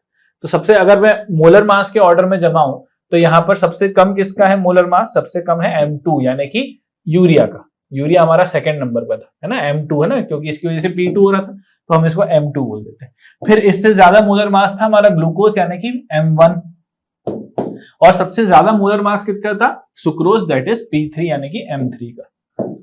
ठीक है, मोलर मास का ये ऑर्डर हो गया। तो सीधी सी बात है, ऑस्मोटिक प्रेशर का इसका जस्ट उल्टा होगा, यानी कि अगर मैं इसका करूं तो ये हो जाएगा P2 इज ग्रेटर देन, यहां पर P1 is greater than P3। तो ये पहले ये ग्रेटर देन का साइन था, यहां पर ये लेस देन लगा दिया, तो यही ऑर्डर रहा लेकिन उल्टा। तो इस वजह से हमारा आंसर हो जाएगा ऑस्मोटिक प्रेशर का P2 more than P1 more than P3, P2 more than P1 more than P3, B order होगा। समझ में आया कैसे सोचना है, ठीक है, okay. The boiling point of 0.2 mole per kg solution of X in water is greater than equimolar solution of Y in water. Okay. Which one of the following statements? तो देखो भाई, बॉइलिंग पॉइंट की बात हो रही है, तो boiling point जो है वो 0.2 मोल पर केजी सॉल्यूशन, मतलब कि जिसकी मोलैलिटी सेम है ना, इक्विमोलल का मतलब ये है कि मोलैलिटी X के सॉल्यूशन की और Y के सॉल्यूशन की सेम है, ओके, मोलैलिटी। लेकिन यहां पर है ना, जबकि मोलैलिटी सेम है और वाटर भी है, ये भी वाटर है और ये भी वाटर है, इसका मतलब सॉल्वेंट भी सेम है ना। और उसके बाद ये चीज बोल रहा है यहां पर, लेकिन बॉइलिंग पॉइंट इस वाले सॉल्यूशन का ज्यादा आ रहा है एज कंपेयर टू वाई का, यानी कि हम कह सकते हैं delta TB by x is coming out to be greater than delta TB of y, ये आ रहा है ना, एज पर द क्वेश्चन ये चीज है। तो ऐसा क्यों हो रहा होगा, जबकि अगर देखा जाए तो यहां पर इसका जो KF है, सॉरी KB जो रहेगा, क्योंकि वाटर है, दोनों केस में KB है, तो KB तो कैंसिल हो जाएंगे, ये डिपेंडेंट इंडिपेंडेंट रहेगा। X का अगर मोलैलिटी की बात करें तो ये भी 0.2 मोलल है और ये भी 0.2 मोलल है, तो ये भी नहीं रहेगा। अब डेल्टा टीबी जो होता है वो तो होता है KB इंटू मोलैलिटी। तो अगर दोनों ही सेम है लेकिन उसके बावजूद अगर ये ज्यादा आ रहा है, X ज्यादा आ रहा है, इसका मतलब डेफिनेटली यहां पर जो इसका वेंट ऑफ फैक्टर रहा होगा X का, वो ज्यादा रहा होगा वेंट ऑफ फैक्टर Y के, और तभी यहां पर हम कहेंगे कि IX, क्योंकि Y से ज्यादा रहा होगा, तभी ये पॉसिबल है कि डेल्टा टीबी यानी कि जो एलिवेशन इन बॉइलिंग पॉइंट है वो ज्यादा आया होगा एज कंपेयर टू Y का, यानी कि B के केस में, मतलब सॉरी X के केस में जो एलिवेशन हो रहा है बॉइलिंग पॉइंट का, जो इंक्रीमेंट हो रहा है बॉइलिंग पॉइंट का, वो ज्यादा हो रहा है एज कंपेयर टू Y, ठीक है। तो इसलिए हम यहाँ पे ये ऐसा इसलिए ही हो रहा होगा बिकॉज जो वेंट ऑफ फैक्टर है वो ज्यादा आ रहा है वेंट ऑफ फैक्टर Y से, यानी कि क्या हो रहा होगा, वेंट ऑफ फैक्टर ज्यादा मतलब कब आ रहा होगा, या तो ऐसा हो सकता है पहला केस, या तो Y एसोसिएट हो रहा होगा और X का कुछ नहीं हो रहा होगा, पहला केस ये हो सकता है। दूसरा ये हो सकता है कि Y का कुछ नहीं हो रहा है लेकिन X डिसोसिएट हो रहा है। तो कुछ दोनों सही हैं अपनी अपनी जगह, क्या कि अगर X का कुछ नहीं हो रहा है और Y जो है वो एसोसिएट हो रहा है, एसोसिएट होगा तो I अपने आप कम हो जाएगा, तो एसोसिएशन के केस में I कम हो जाएगा, लेकिन Y का होना चाहिए, या ऐसा होना चाहिए कि Y वैसा का वैसा रहे लेकिन X जो है वो डिसोसिएट हो जाए। तो इस तरीके से हम यहां पर कह सकते हैं कि अगर ऐसा हो रहा होगा तो हम कहेंगे कि ये स्टेटमेंट तब ट्रू रहेगा, ठीक है। तो ये कैसे पॉसिबल है, molecular mass of X is greater, molecular mass से कोई लेना देना नहीं है, मॉलिक्यूलर मास से कोई लेना देना नहीं है। Y इज अंडरगोइंग डिसोसिएशन, नहीं भाई, Y अगर डिसोसिएशन कर रहा होता तो जो वेंट ऑफ फैक्टर Y का है वो ज्यादा होता, तो ये भी हमारा स्टेटमेंट गलत है। X is undergoing dissociation water, ये बिल्कुल सही है, तभी ये चीज पॉसिबल है कि X जब डिसोसिएट हो रहा होगा पानी में तभी ये इसका वेंट ऑफ फैक्टर ज्यादा आएगा इस। अब बहुत इंपॉर्टेंट चीज सुन लो इस क्वेश्चन से रिलेटेड, ठीक है, जो इस क्वेश्चन में नहीं है लेकिन फिर भी मैं तुम्हें बता देता हूं। देखो यहां पर ये लिखा हुआ है बॉइलिंग पॉइंट X का ज्यादा आ रहा है, बॉइलिंग पॉइंट X का ज्यादा आ रहा है Y से, ठीक है, तब तो ठीक है, हमने यहां पर बिल्कुल बिना दिमाग लगाए यहां पर सोच लिया कि delta TB X is more than delta TB Y, यानी कि यहां पर जो मोल एलिवेशन इन बॉइलिंग पॉइंट है वो X का ज्यादा हो रहा होगा, ठीक है। लेकिन बहुत इंपॉर्टेंट चीज ध्यान से सुनो, अगर यहां बॉइलिंग पॉइंट की बजाय फ्रीजिंग पॉइंट लिखा होता ना बच्चे, अगर यहां पर बॉइलिंग पॉइंट की बजाय फ्रीजिंग पॉइंट लिखा होता तो तुम्हारा आंसर ये गलत हो जाता, तो आंसर सी होता। क्यों? क्योंकि फ्रीजिंग पॉइंट जिसका ज्यादा है, फ्रीजिंग पॉइंट जिसका ज्यादा आ रहा है, इसका मतलब उसका डिप्रेशन कम हुआ है। Getting my point? तो इस वजह से यहां पर बहुत इंपॉर्टेंट है कि तुम लोगों को शब्दों को और डेफिनेशंस को बहुत इंपॉर्टेंट क्लियरिटी से समझना पड़ेगा कि अगर यहां पर फ्रीजिंग पॉइंट लिखा होता तो फ्रीजिंग पॉइंट क्या लिखा होता, चलो एक बार पढ़ के देखें। फ्रीजिंग पॉइंट के टर्म्स में, द फ्रीजिंग पॉइंट ऑफ इतना इतना solution x in water is greater than the equimolal of y in water, तो which one of the following statement is true? यानी कि अगर x का फ्रीजिंग पॉइंट ज्यादा हुआ होता y से, इसका मतलब कि x में डिप्रेशन इन फ्रीजिंग पॉइंट कम हुआ है। Delta TF would have been less, delta TF कम होता, और क्योंकि डेल्टा TF कम होता तो ये साइन पलट जाता भाई। अगर ऐसा होता, अगर फ्रीजिंग पॉइंट की जगह तो delta TF would have been less than delta TB, oh sorry, delta TF of x is less than delta TF of y, अगर यहां फ्रीजिंग पॉइंट लिखा होता तो। ठीक है, मेरे शब्दों को ध्यान से सुनो, ओके, कि अगर वहां पर फ्रीजिंग पॉइंट लिखा होता तो डेल्टा TF x का कम होता डेल्टा TF y के मुकाबले। वहां पर ऐसा मत कर देना कि भाई अगर फ्रीजिंग पॉइंट यहां पर ग्रेटर देन लिखा है तो तुमने यहां पर ग्रेटर देन का साइन लगा दिया। नो, गलत हो जाओगे, क्योंकि अगर फ्रीजिंग पॉइंट किसी का ज्यादा है तो उसमें जो घटोतरी हुई है, जो डिप्रेशन आया है, वो कम आया है। समझ गए? ठीक है, तो ज्यादा इसमें अपन, मेरे ख्याल से तुम समझदार हो, समझ गए होगे। लेकिन इसमें क्योंकि बॉइलिंग पॉइंट बोला है तो बॉइलिंग पॉइंट का मतलब एलिवेशन ही हो रहा है कि यहां पर अब सीधी सी बात है x का ज्यादा आ रहा है बॉइलिंग पॉइंट y के मुकाबले, सब कुछ सेम होने के बावजूद। इसका मतलब कि उसका एलिवेशन ज्यादा हुआ है, उसका इंक्रीमेंट ज्यादा हुआ है। तो ध्यान रखना, एलिवेशन मतलब इंक्रीमेंट ज्यादा होना और डिप्रेशन मतलब डिक्रीमेंट कम होना। ये चीज बहुत इंपॉर्टेंट है। ठीक है, okay. The freezing point depression constant for water is minus 1.86 degree Celsius per mole. Okay. If 5 gram Na2SO4 is dissolved in 45 gram water, the freezing point is changed by minus 3.82 degree Celsius. Okay. Calculate the Van't Hoff factor of for Na2SO4 whole size. अच्छा, ठीक है, okay. तो यहां पर क्या क्या दिया गया है, सबसे पहले तो जो इंफॉर्मेशन दी गई है उसको फेच आउट करें। Freezing point depression constant for water, यानी कि हमको KF दिया गया है। KF वाटर के लिए कितना दिया गया है? माइनस 1.86 दिया गया है। ठीक है, फिर 5 ग्राम Na2SO4 होल थ्राइस, मतलब हमको मास ऑफ सॉल्यूट दिया गया है। सॉल्यूट कितना दिया गया है? 5 ग्राम दिया गया है। और अगर सॉल्यूट की बात करते हैं Na2SO4 होल थ्राइस, तो molar mass Na2SO4 whole thrice का कितना हो जाएगा? Na2SO4 23, सोडियम का होता है 23, 2 जा 46, प्लस सल्फर का होता है 32, प्लस 16, 4 जा 64, तो ये कितना हो जाएगा? 64 प्लस ये 110, 110 प्लस 32 इज 142, तो ये आ जाएगा 142, है ना। मोलर मास कितना आ जाएगा Na2SO4 का? 142।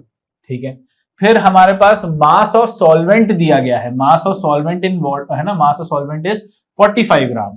तो मास ऑफ सॉल्वेंट दिया गया है हमको, सॉल्वेंट कितना दिया गया है? 45 ग्राम दिया गया है।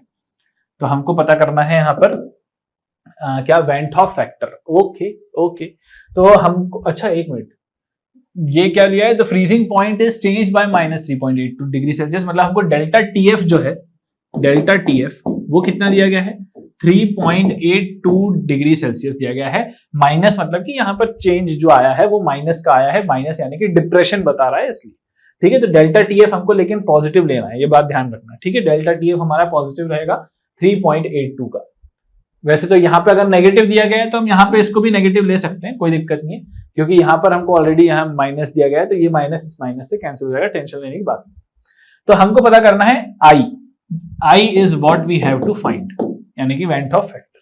तो क्या है फॉर्मूला? क्या होता है फॉर्मूला? होता है delta TF is equals to I into KF into molality. Correct है, यही चीज है। तो डेल्टा DF हमको यहाँ पर कितना दिया गया है, लिख लें जरा, वैल्यू सब्स्टिट्यूट करते हैं, -3.82 दिया गया है। आई हमको निकालना है, KF हमको दिया गया है -1.86, ठीक है, इनटू मोलैरिटी। मोलैरिटी होते हैं number of moles of solute upon mass of solvent in kg. तो number of moles of solute, तो सॉल्यूट के नंबर ऑफ मोल्स कितने दिए गए हैं, नहीं दिए गए हैं, तो हमारे पास दिए गए हैं मास अपॉन मोलर मास। तो यहाँ से 5/142 कर सकते हैं, तो 5/142 करने से हमको क्या मिल जाएगा, नंबर ऑफ मोल्स मिल जाएंगे। तो नंबर ऑफ मोल्स हो गए, लेकिन upon mass of solvent in KG भी करना पड़ता है। तो मास ऑफ सॉल्वेंट हमको दिया गया है 45, तो यहाँ पर इंटू 45, क्योंकि हमको अपॉन में करना है ना, मास of solvent, number of moles of solute upon mass of solvent. तो मास ऑफ सॉल्वेंट रहा 45, लेकिन ये तो ग्राम में है, तो हमको इसको किलोग्राम में करना है, तो क्या करना पड़ेगा, इंटू 1000 करना पड़ेगा। समझ रहे हो, सारी चीजें एक एक चीज क्लियर होनी चाहिए तुमको जब वैल्यूज तुम सब्स्टिट्यूट करो तो, ठीक है। अब देखो जरा, क्या बस अपन को आई निकालने का है, सारी चीजें दी गई हैं, माइनस माइनस हटा दो, 1.86 3.82, ये लगभग, ये अगर मैं इसको अप्रोक्सीमेटली 4 मान लूं और इसको अप्रोक्सीमेटली 2 मान लूं, this is approximately 4, this is approximately 2, तो यहां से ये और ये 2 टाइम्स कट जाएंगे, करेक्ट है, यहां पर आ जाएगा 2। और अब अगर इसको मैं यहां पर देखूं तो ये 5 9s 45 हो रहा है, 5 9s टाइम कट रहा है। तो अब हमारे पास ये चीज हो गई है ना, ये एक्चुअली, हाँ, तो अब यहाँ पर आई कैसे आएगा, आई आ जाएगा, यहाँ पर आई अकेला रह जाएगा और इक्वल टू, ये पूरी जो डिनोमिनेटर में चीज है ये यहाँ जाके मल्टीप्लाई हो जाएगी, तो ये जाएगा 2, ये जो 2 था वैसा का वैसा, इंटू 142 इंटू 9 अपॉन, नीचे क्या आएगा, 1000, करेक्ट है, ये आएगा हमारा, है ना। तो यही रहा हमारा ओवरऑल यहां पर, करेक्ट है ना।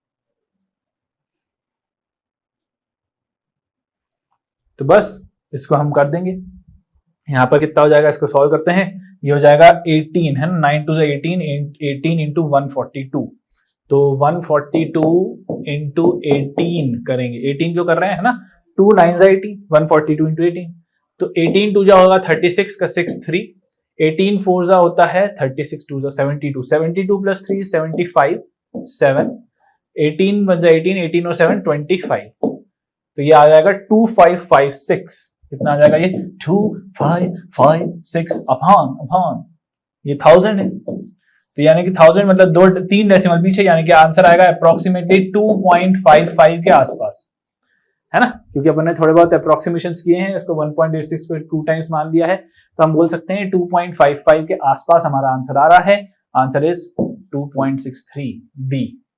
समझ में आ रहा है, क्लोजेस्ट वही है ना। तो कैसे करना है, कैसे सोचना है, जो भी पहले इंफॉर्मेशन दी गई है पहले उसको क्लियरली लिख लो, these are the given things, जो निकालना है वो तुम्हें पता होना चाहिए और जो फॉर्मूला है वो तुम्हें पता होना चाहिए, उसके बाद तो बस वैल्यू सब्स्टिट्यूट करना है और जितना आसान बना सको कैलकुलेशन को उतना आसान बनाने का है। तो वो चीज हमने यहां पर करी और तुम देख सकते हो इसका आंसर बड़ी आसानी से आ गया 2.55 के आसपास, तो यह आंसर आ जाएगा B. Okay, clear. The Van 't Hoff factor I for a compound which undergoes dissociation in one solvent and association in other solvent respectively। तो ठीक है, ये तो बड़ा आसान सा क्वेश्चन है। तो हमें पता है कि डिसोसिएशन पर I जो है वो ग्रेटर देन 1 होता है, क्योंकि हमें पता है चीज डिसोसिएट होती है तो नंबर ऑफ मोल्स बढ़ते हैं, तो यहाँ पर I ग्रेटर देन 1 होगा, और एसोसिएशन जब होगा तो यानी कि सारी चीजें एक तरफ आ रही हैं, यानी कि नंबर ऑफ पार्टिकल्स कम हो रहे हैं, तो वैन 't Hoff फैक्टर क्या हो जाएगा, लेस देन 1 हो जाएगा।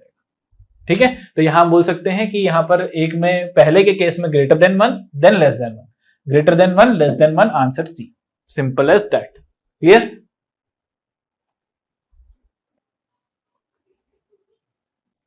The value of Henry's law constant for some gases at 293 Kelvin is given below.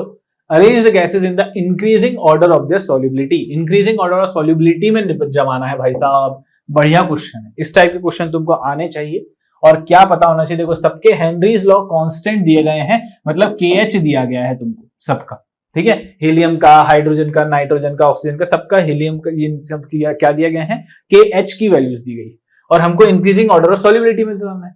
तो अब यहाँ पे हेनरीज लॉ क्या कहता है वो ध्यान से देखो। हेनरीज लॉ हमको कहता है कि पार्शियल वेपर प्रेशर जो होता है किसी भी गैस का वो होता है KH इंटू मोल फ्रैक्शन, और यही मोल फ्रैक्शन जो है वही हमको सॉल्युबिलिटी बताता है, करेक्ट है। तो ये चीज है, अगर ये चीज तुमको पता है तो हम यहां कह सकते हैं कि KH is equal to partial pressure of upon mole fraction, correct है। अगर ये चीज है तो अब सीधी सी बात है कि यहाँ पे पार्शियल प्रेशर, इसका मतलब KH जितना बड़ा होगा सॉल्युबिलिटी उतनी कम होगी, क्योंकि यहां पर हमको ये जो मोल फ्रैक्शन है ये क्या बताता है, mole fraction is nothing but the solubility of the gas in liquid, and what is P is the partial vapour pressure of the gas, partial pressure of the gas above liquid. तो ये चीज ध्यान रखना। तो इस वजह से यहाँ पर अगर ऐसा रिलेशन आता है तो KH जो है वो एक दूसरे से इनवर्स रिलेशन में है, इसलिए KH जितना बड़ा होगा मोल फ्रैक्शन उतना छोटा होगा। तो हम यहाँ पर देख लेते हैं उस हिसाब से, और मोल फ्रैक्शन मतलब कि सॉल्युबिलिटी उतनी कम होगी, तो greater the Henrys constant laser will be the solubility. तो वो देख लेते हैं। तो सबसे ज्यादा अगर मैं KH को अरेंज करूं तो सबसे KH को अरेंज करेंगे तो क्या अरेंजमेंट हो रहा है भाई, सबसे ज्यादा बड़ा कौन है, हीलियम है, और उसके बाद कौन आ रहा है 76 वाला N2 आ रहा है, N2 आ रहा है, उसके बाद कौन आ रहा है भाई साहब, यहाँ पर H2 आ रहे हैं और फिर O2 आ रहे हैं। तो ये है हमारी सॉल्युबिलिटी का KH का ऑर्डर, और सॉल्युबिलिटी का जस्ट इसका उल्टा हो जाएगा। तो मोल फ्रैक्शन क्या हो जाएगा, मोल फ्रैक्शन हो जाएगा इंक्रीजिंग ऑर्डर में जमाना है ना, तो इंक्रीजिंग ऑर्डर में यही ऑर्डर रहेगा He more than N2 more than H2 more than O2, ये रहने वाला है हमारा, ठीक है। हीलियम सबसे कम और ऑक्सीजन सबसे ज्यादा, आंसर इज ए। क्या बात समझे कि नहीं? Okay, so this is how we have to look for this kind of questions. तो तुमको ये कंसेप्ट ये है, तो इस कंसेप्ट का क्लियरिटी होनी चाहिए तुमको, ठीक है। Okay, vapour pressure of pure liquid X is 2 atm at 300 Kelvin. It is lowered to 1 atm, okay, on dissolving 1 gram of Y in 20 gram of liquid X. Okay. तो समझे जरा सिचुएशन को, क्या है कि vapour pressure of pure liquid X, जब pure liquid X था, ठीक है, तो उसमें 2 atm यहां पर उसका प्रेशर था 300 केल्विन पर उस टाइम पर। मतलब what is this, this is nothing but we can say this is P0X, ये P0X है। तो it is lowered to 1 atm, अगर उसका लोअरिंग हो गई है मतलब we can say that this is nothing but PX, this is not P0X, this was P0X। इसमें जैसे ही ये प्योर लिक्विड था, लेकिन उसमें जैसे ही हमने Y मिलाया, यानी कि क्या बोलते हैं उसको, नॉन वोलेटाइल सॉल्यूट मिलाया, तब जाके हमने यहाँ पर इसमें लोअरिंग इन वेपर प्रेशर हुई, और वो कहां तक पहुंच गई, फाइनल वहां पर PX, यानी कि लोअर टू 1 atm, यानी कि ये P हो गया PX on dissolving 1 gram of Y। मतलब इतना non volatile electrolyte, Y was a non volatile electrolyte, वो Y कितना मिलाया, 1 ग्राम मिलाया, किसमें, 20 ग्राम लिक्विड में, ठीक है। तो the molar mass of X is 200, what is the molar mass of Y, ठीक है। तो इसको कैसे करेंगे, देखो इसको हम लोगों को, हमारे पास लोअरिंग इन वेपर प्रेशर है, तो लोअरिंग इन वेपर प्रेशर क्या होता है, relative lowering in vapour pressure का फॉर्मूला होता है P0X minus PX upon P0X. This is called as relative lowering in vapor pressure, and this used to be equal to what? This used to be equal to mole fraction of what? Mole fraction of Y. समझ में आ रहा है? तो ये जो P0X minus PX upon P0X था, ये किसका था, सॉल्वेंट, या अपन लोग यहाँ पर दिख रहे थे सॉल्यूशन के केस में, है ना। जो भी प्रेशर में, वेपर प्रेशर में चेंजेस आ रहे हैं सॉल्यूशन में, वो जो lower relative lowering in vapour pressure हो रहा है, वो डायरेक्टली प्रोपोर्शनल या इक्वल टू किसके होता है, मोल फ्रैक्शन ऑफ सॉल्यूट के, और सॉल्यूट कौन है हमारा, Y। Getting my point? तो यहाँ पर ये चीज है, दिस वाज द, ये फॉर्मूला है हमारा, this is called as relative lowering in vapour pressure, ठीक है। Relative lowering in vapour pressure का यहाँ पर कॉन्सेप्ट। अब यहाँ पर हमको सारी चीजें दी गई हैं, क्या हमको P0X दिया गया है, बिल्कुल दिया गया है 2 माइनस PX कितना हो गया फाइनली 1 atm, तो यहाँ पर 1/2, यानी कि ये हो जाएगा 1/2, और ये हो जाएगा mole fraction of Y। Now what do we mean by mole fraction of Y? अगर मोल फ्रैक्शन ऑफ Y की बात करें तो उसको हमको लिखना पड़ेगा number of moles of Y upon number of moles of X plus number of moles of Y।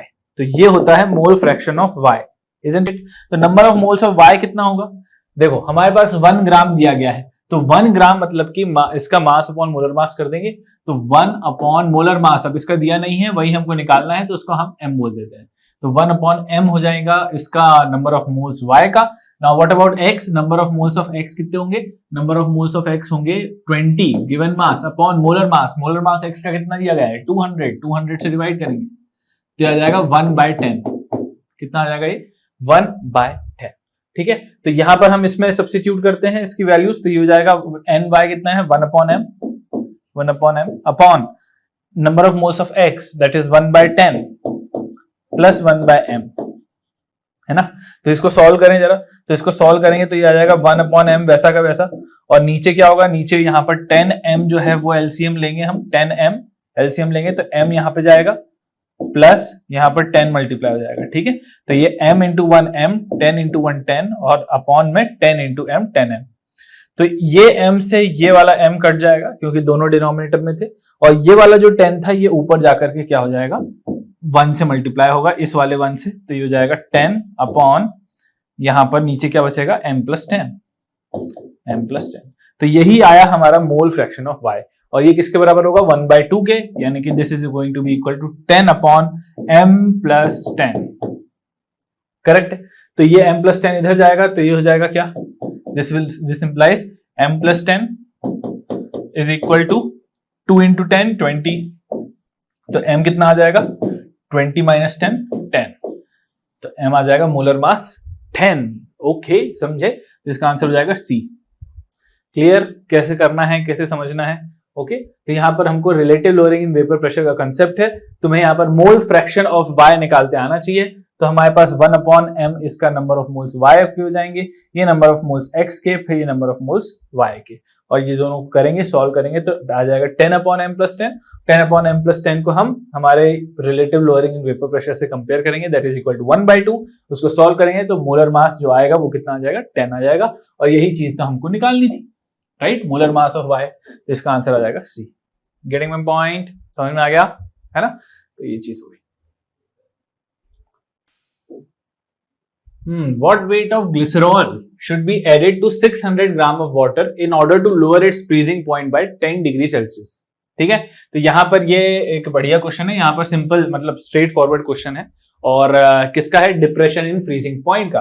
तो व्हाट वेट, हमको ग्लिसरॉल का वेट निकालना है, मतलब ये हमारा क्या है, दिस इज नॉन इलेक्ट्रोलाइट, मतलब कि इसका आई कितना होगा, वेन टू फैक्टर वो 1 होने वाला है, मतलब कि ये चीज कोई डिसोसिएट ना एसोसिएट होने वाली है ग्लिसरॉल, ठीक है, शुड बी एडेड। तो ये हमको पता करना है कि ये कितने ग्राम मिलाया जाए किसमें 600 ग्राम ऑफ वाटर में in order to lower its freezing point by 10 degree Celsius. तो और हमको KF ऑफ वाटर यहाँ पर 1.86 दिया गया है, मतलब हमको क्या फॉर्मूला लगाना है, delta TF is equals to I into KF into M, और क्योंकि ये नॉन वॉलेटाइल क्या बोलते हैं ये किस तरीके का है, ये नॉन इलेक्ट्रोलाइट है, नॉन इलेक्ट्रोलाइट है तो इसका I इक्वल टू 1 होगा, और 1 होगा तो यहाँ पे हम कह सकते हैं डेल्टा TF हमको दिया गया है 10 डिग्री सेल्सियस, तो ये 10 ही रहेगा, इक्वल टू I कितना हो जाएगा 1 इंटू KF कितना लेना है अपन को, KF हमको 1.86 दिया गया है तो 1.86 हो जाएगा इंटू मोलालिटी, तो molality is number of moles upon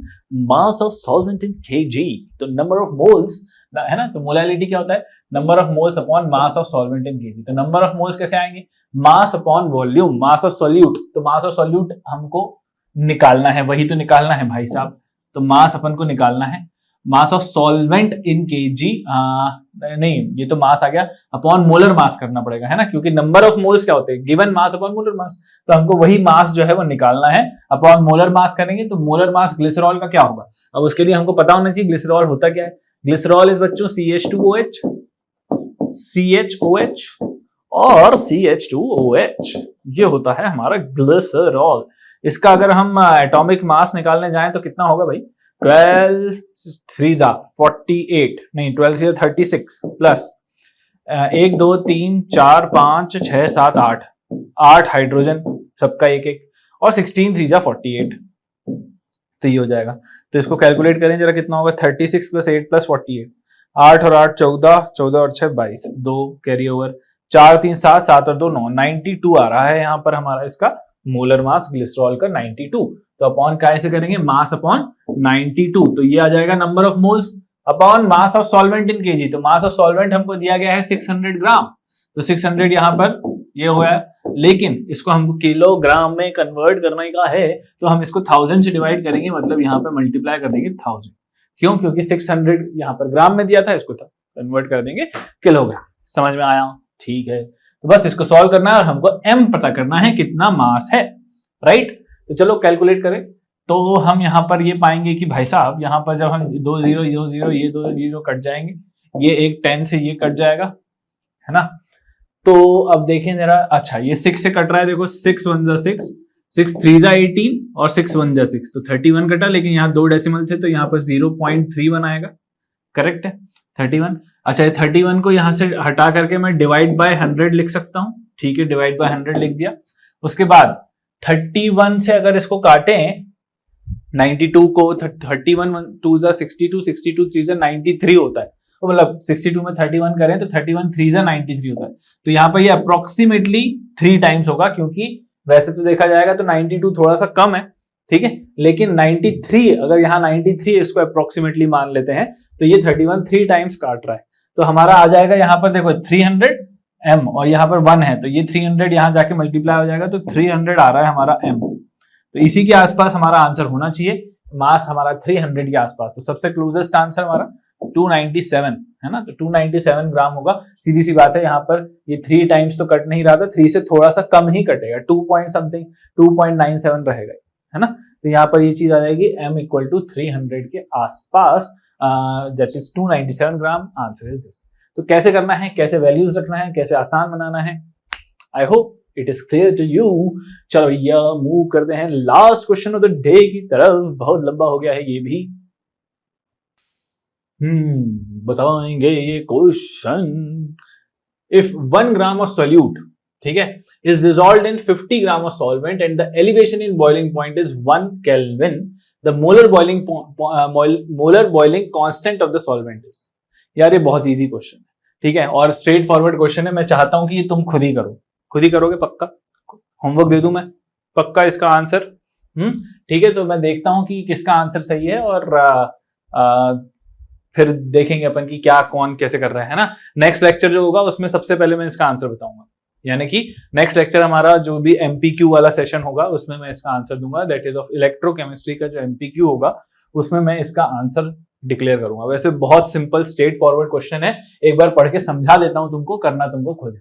देखो 1 ग्राम ऑफ सोल्यूट दिया गया है, मोलर मास इसका 50 ग्राम दिया गया है, तो हमारे पास यहाँ पर इसका मास गिवन है और इसका मोलर मास है, तो तुम्हारे इससे शायद नंबर ऑफ मोल्स आ जाएंगे। Is dissolved in 50 gram of solvent, तो हमको 50 ग्राम सॉल्वेंट का भी मास दिया गया है और एलिवेशन इन बॉइलिंग पॉइंट हमको डेल्टा टी बी दिया गया है, ठीक है। The molar boiling point constant यानी कि हमको के बी निकालना है। बहुत ही स्ट्रेट फॉरवर्ड क्वेश्चन है। और अब देखो यहाँ पर सॉल्यूट लिखा गया है, इसका मतलब यहाँ पर कोई चीज स्पेसिफिकली हमको नहीं बताई गई है कि बेसिकली यहाँ पर आई कितना होगा बेंटो फैक्टर, तो हमको बाय डिफॉल्ट उसको कितना मान लेना है 1, ठीक है। बिल्कुल यहाँ पर दिमाग मत लगाना कि ये सॉल्यूट इलेक्ट्रोलाइट होगा या नहीं होगा, कुछ नहीं दिया गया है तो आई हमको 1 मानना है, ठीक है।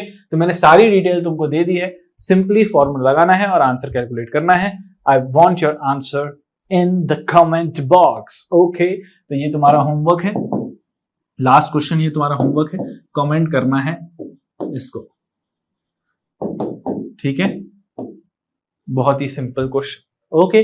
सो ये रहा तुम्हारा आखिरी question, okay. So that's all for the day. I hope कि यहाँ पर तुमको मजा आया होगा क्वेश्चंस करने में, बहुत सारी चीजें तुमको सीखने को मिली होंगी, कैसे अप्रोच करना है क्वेश्चंस को सीखने को मिला होगा। सो ऑल द बेस्ट, अपना क्वेश्चंस ज्यादा से ज्यादा लगाएं और जो भी डीपीएस है, जो भी आज का टारगेट है उसको कंप्लीट करके ही अपन को आगे बढ़ना है, ठीक है।